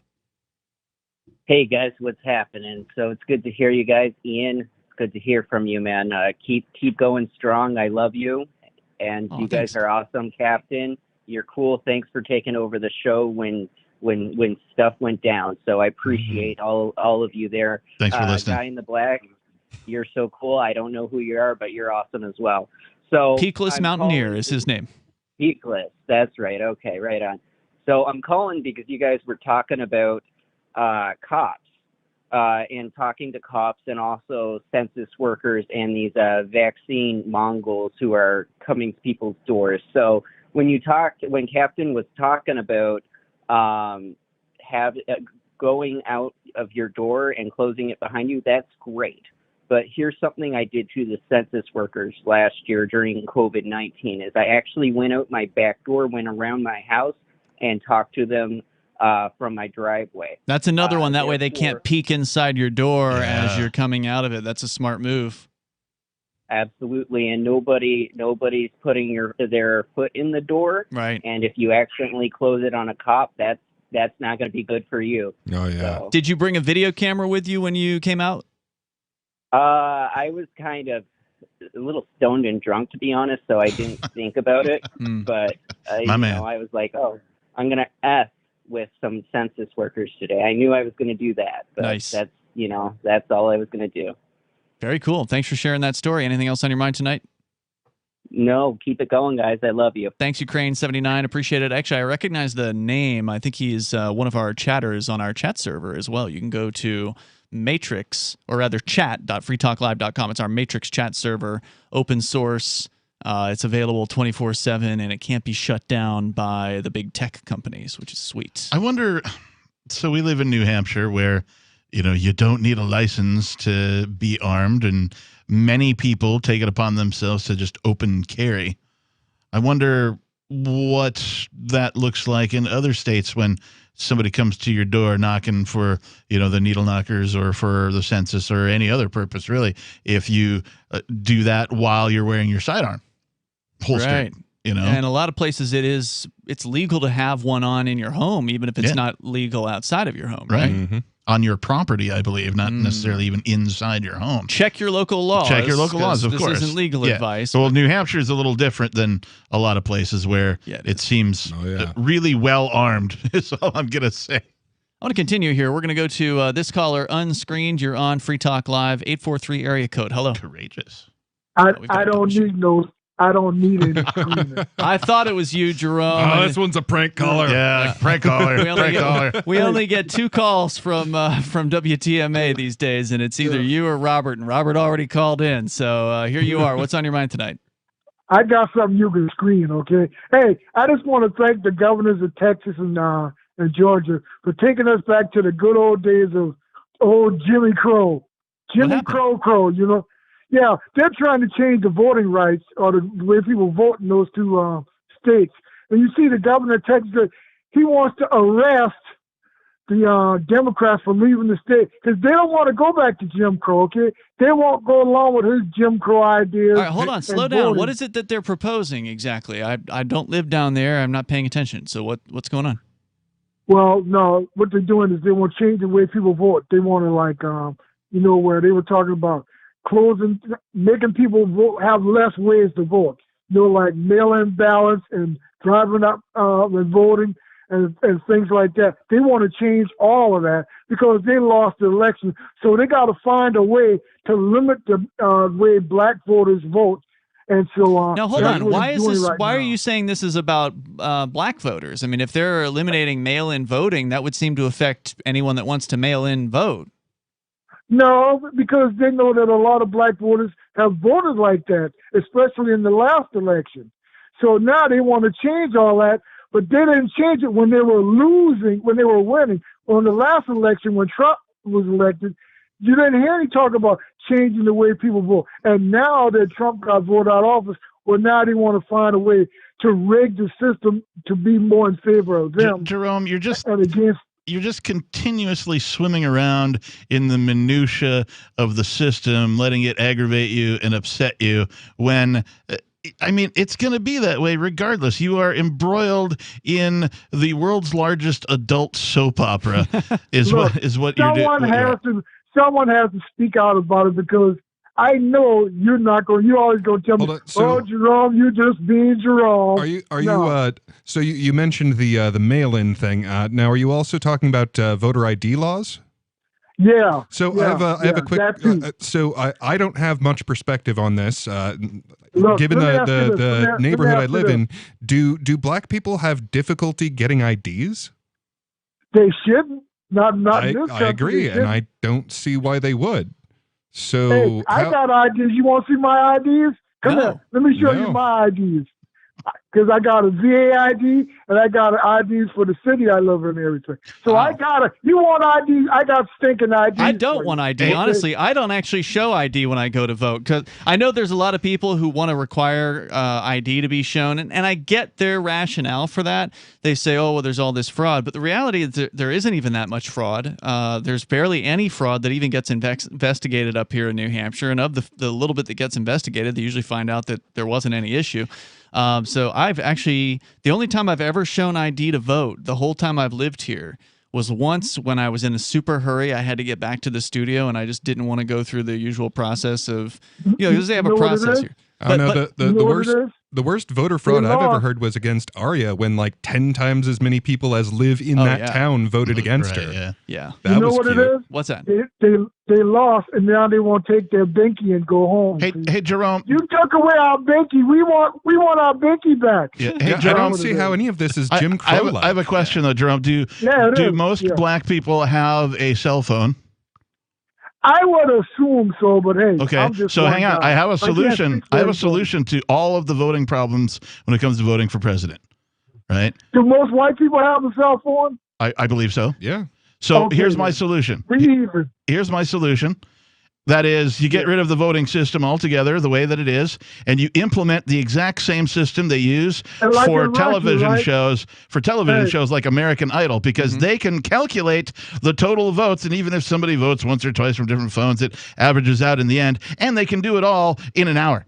Here's an idea, and thank you, Jerome, for the call tonight. How about we just don't have any sort of contest about who's going to rule over other people? Yes, let's eliminate the popularity contest. Yeah, no one's ready for that but us.